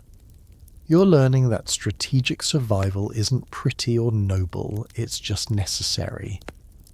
And you're becoming very, very necessary. Your husband dies on a Tuesday in early spring, thrown from his horse during a hunt when the animal startles at a boar and crushes him against a tree. You're 8 months pregnant when the messenger arrives, and your first emotion isn't grief, it's a terrible, guilty relief, followed immediately by terror about what comes next. Widowhood in medieval society was either liberation or catastrophe, and you won't know which until the household politics settle and the vultures finish circling. You perform appropriate sorrow, weeping in public while your mind races through implications: the baby's inheritance if it's a boy, your dower rights, whether his family will honour the marriage contract or find ways to cheat you of what's legally yours. Dame Beatrice collapses in genuine grief whatever his faults. He was her son, and for once you feel something approaching sympathy for the woman who's made your life difficult. The funeral is elaborate, expensive, designed to display the family's wealth and importance even in death. You stand through the interminable ceremony, heavy with pregnancy and the weight of uncertain future, while priests drone prayers and nobles offer condolences that carry calculations underneath. Everyone is evaluating you now. How much are you worth as a widow? Will you remarry quickly? Does the baby matter if it's born posthumously? Your value has shifted overnight from wife as broodmare to widow as problem, and the distinction is terrifying. Medieval widows occupied strange legal space, more independent than wives, but more vulnerable than married women, with rights that existed on parchment but required constant fighting to maintain in practice. The will is read 3 days after burial, and you discover your husband was more generous in death than he ever was in life, or perhaps his lawyers simply followed standard practice. You're granted dower rights to 1/3 of his estate for your lifetime, which sounds substantial until the steward begins explaining how that third is calculated, which properties qualify, how much is encumbered by debts. Your pregnant state complicates everything if the baby is male. He inherits as heir with you as guardian until majority. If female, Margaret becomes a more significant heir, and your position weakens dramatically. Everything hinges on chromosomes you can't control, and you're perhaps 2 weeks from delivery with your entire future uncertain. Dame Beatrice transforms from antagonist to uneasy ally, because her interests now align with yours, protecting the estate for her potential grandson, maintaining household stability, preventing her late son's more distant relatives from swooping in to claim everything. She's pragmatic enough to recognise that you're the legal guardian if the baby is male, which means you'll control the estate until he reaches majority. She needs you functional and compliant, which gives you more leverage than you've ever had with her. You negotiate carefully, you'll respect her position and consult her on major decisions. She'll support your authority publicly and help you navigate the coming legal challenges. It's not friendship, but it's working alliance built on mutual necessity. Margaret's situation becomes more complex and therefore more dangerous. If your baby is male, she's displaced further from inheritance. If female, or if you deliver stillborn, Margaret's value increases dramatically, and she might resent your continued presence. You approach her privately.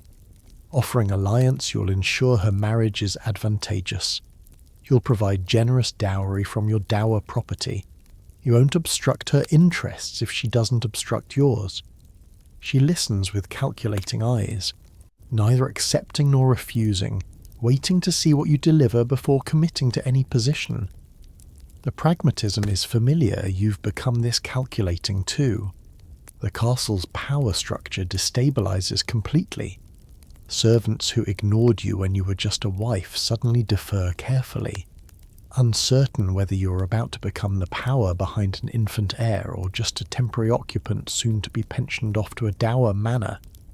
The steward, who resisted your authority for months, now brings account books for your review, not from respect but from uncertainty about who'll control the estate when succession settles.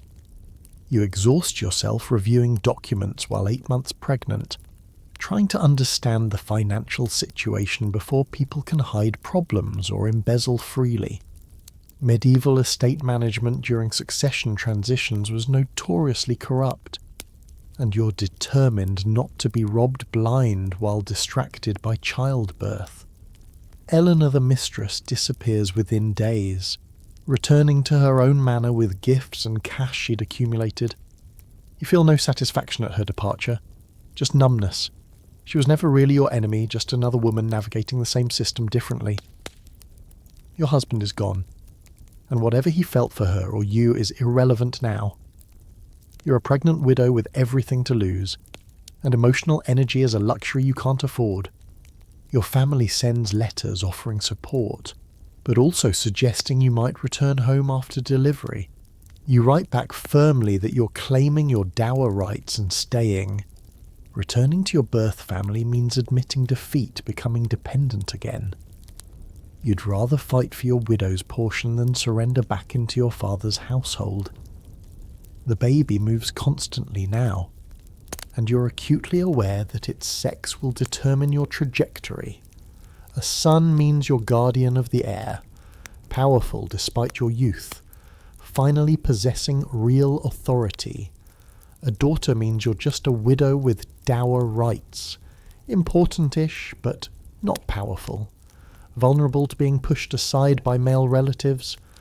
You try not to think about stillbirth, the possibility of going through labour only to produce a dead baby, losing both the heir and your leverage. Medieval infant mortality was so common that people half expected it, but expectation doesn't soften the personal catastrophe if it happens to you. Labour begins 2 weeks after your husband's burial, and the timing is terrible. You're still processing his death, still establishing your position, and now your body is demanding attention you don't have space for.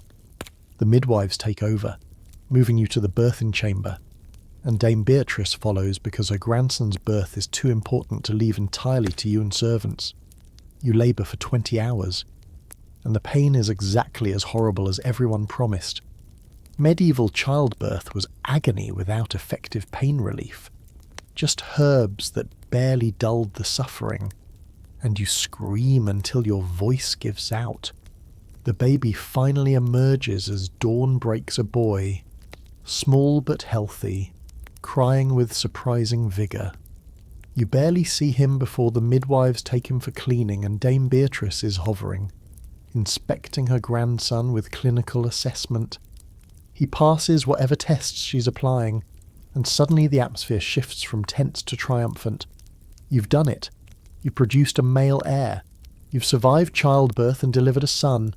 Dame Beatrice returns him to you finally, and you hold your son, your weapon, your protection, your future, and you understand that everything changes from this moment. You're not just a widow. You're the heir's mother, his guardian until majority, the most powerful woman in this region for the next 15 years minimum. The baby is tiny, fragile, completely dependent on you for survival, but he's also your shield, your legal authority, your validation. Medieval women's power was almost entirely derived from their relationships to men, fathers, husbands, sons, and you've just produced the most valuable relationship of all. Your son will grow up knowing you as the person who protected him, who managed his inheritance, who shaped his understanding of power. You'll have years to influence him, to build the kind of relationship that ensures he respects you even after reaching majority. Historians still argue whether medieval mothers genuinely loved their children or whether high infant mortality made emotional distance necessary. You look at your son's face and know with certainty you'll love him, but you'll also use him. Survival and affection aren't mutually exclusive, but widowhood is still a trap even with a son securing your position. You're young, and remarriage will be expected. Eventually your youth and fertility are too valuable to waste, and your son needs a stepfather's military protection even if inheritance is secured. You'll face pressure to marry again, possibly from your own family who see opportunity in a wealthy widow, possibly from local lords who want access to your son's estate through marrying you. Medieval widows often married quickly, sometimes within months, and second marriages were usually less advantageous than first. You're already strategizing how to resist remarriage as long as possible, how to maintain autonomous control. Freedom tastes possible for the first time since childhood, and you're not surrendering it easily. Your son gives you power, but that power is conditional, temporary, subject to forces you can only partly control. Still, it's more than you had as a wife. Widowhood might be your only chance at something approaching self-determination, and you'll fight to protect it for as long as you possibly can. Centuries pass, and historians sift through the fragments of lives like yours, account books showing dowry transfers, marriage contracts with their cold legal clauses, letters that survived when the women who wrote them did not. They debate whether medieval noblewomen wielded genuine power or merely performed agency within brutal constraints, whether arranged marriages were universally traumatic or whether some women found accommodation, even happiness, within the system. They analyse maternal mortality statistics, track inheritance patterns, reconstruct household hierarchies from surviving documents. But statistics can't capture what it felt like to be you 14 years old, legally bound to a stranger, your body colonised by reproduction, your personhood dissolved into function. The numbers are clinical, the lived experience was anything but. Modern people look back at medieval marriage with horror or romanticisation, rarely with nuanced understanding. The horror version sees nothing but violation and imprisonment, which is accurate but incomplete. The romantic version imagines courtly love and chivalric devotion, which is fantasy, projection of desires that have nothing to do with historical reality. The truth sits uncomfortably between a system that was absolutely oppressive, undeniably traumatic, and also the water medieval women swam in, so normalised that many never developed language to name their own suffering as suffering. You lived it as both nightmare and normal, trauma and Tuesday, violation and the expected shape of noble female life.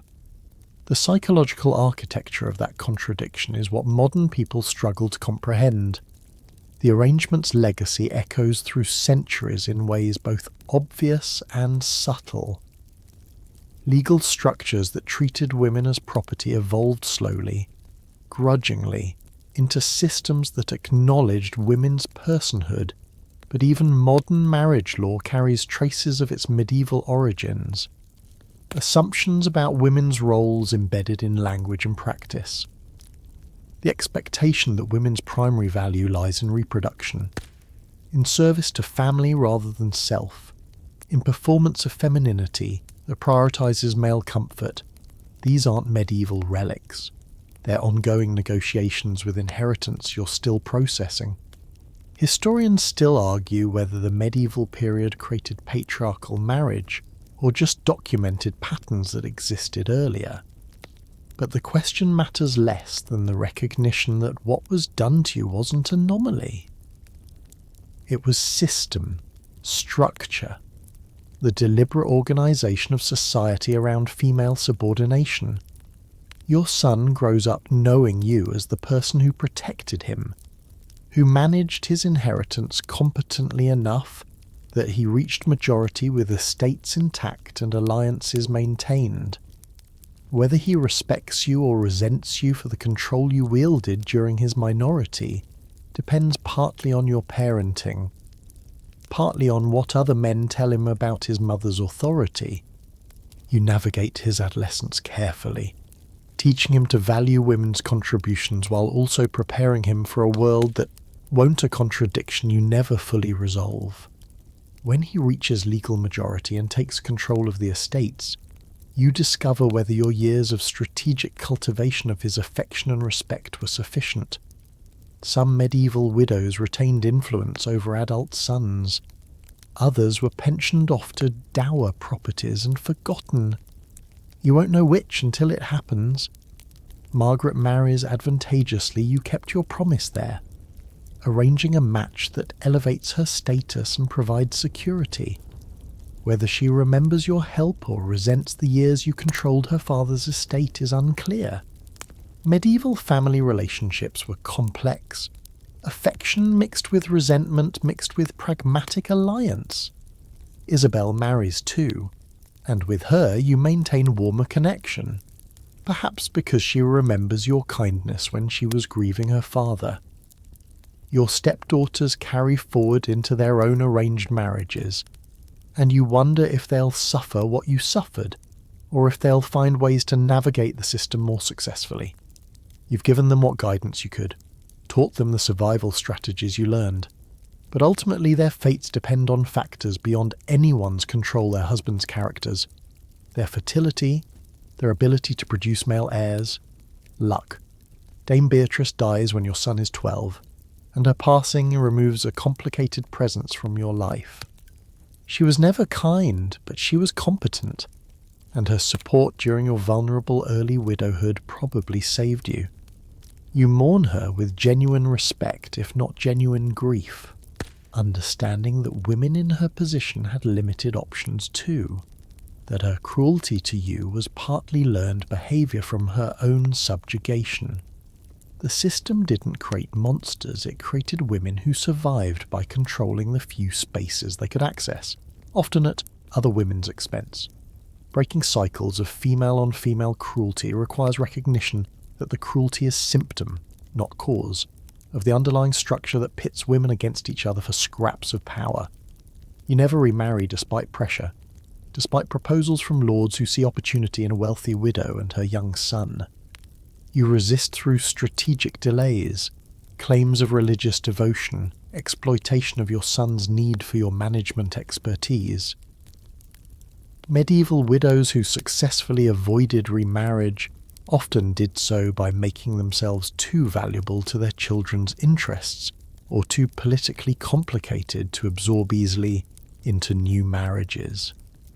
You deploy every strategy available, and somehow, through luck, persistence, and careful political manoeuvring, you maintain your independence.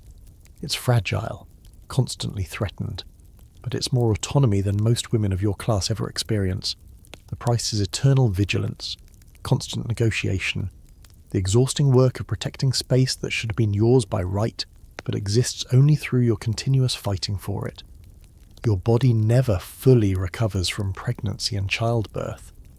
You have chronic pain in your back, complications from tearing that never healed properly, the grinding exhaustion of having been used as a reproductive vessel before your body finished developing. Medieval medicine couldn't address these issues, and you simply lived with discomfort that shaped your daily existence in ways no one documented, because women's physical suffering from reproduction was too common to merit recording. Modern historians studying skeletal remains find evidence of these injuries in noble women's bones, the physical archive of reproductive trauma that the written record rarely acknowledged. Your pain is historically invisible but personally inescapable, a constant reminder of what was done to you in the name of alliance and inheritance. You develop relationships, eventually, that aren't purely strategic friendships with other widows who understand the particular pressures of your position. Mentorship of younger noblewomen navigating arranged marriages. Genuine affection for your son despite the complicated power dynamics. You're not the terrified girl who arrived at this castle anymore. You're harder, more calculating, capable of cruelty when necessary for survival, but also capable of kindness when you can afford it. The transformation from victim to someone wielding limited but real power is neither complete triumph nor simple tragedy. It's complicated survival. Adaptation to circumstances you never chose but learned to navigate. Medieval noblewomen who succeeded weren't necessarily happier or more fulfilled. They were just more skilled at the brutal games their society required them to play. Looking back from whatever age you reach, and noble widows who survived childbirth often lived to respectable ages, finally freed from the reproductive danger that killed so many younger women, you can't decide how to feel about your life. Grateful for survival, enraged at what was stolen, proud of your resilience, grieving for the person you might have been in a different world. All of these simultaneously, contradicting each other, refusing to resolve into simple narrative. The medieval marriage system wasn't designed to produce happy women, it was designed to produce heirs, consolidate property, maintain aristocratic power structures that some women found ways to survive with dignity intact, to carve out spaces of agency within impossible constraints, to occasionally even thrive. This speaks to human resilience, not to the system's mercy. Your story isn't unique.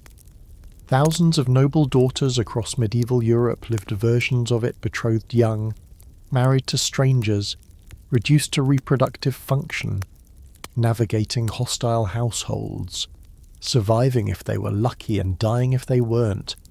The system processed women like raw material, extracting value through their bodies and labour while granting minimal recognition of their humanity.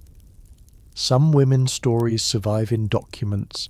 Most disappeared without leaving archival traces beyond names and genealogies.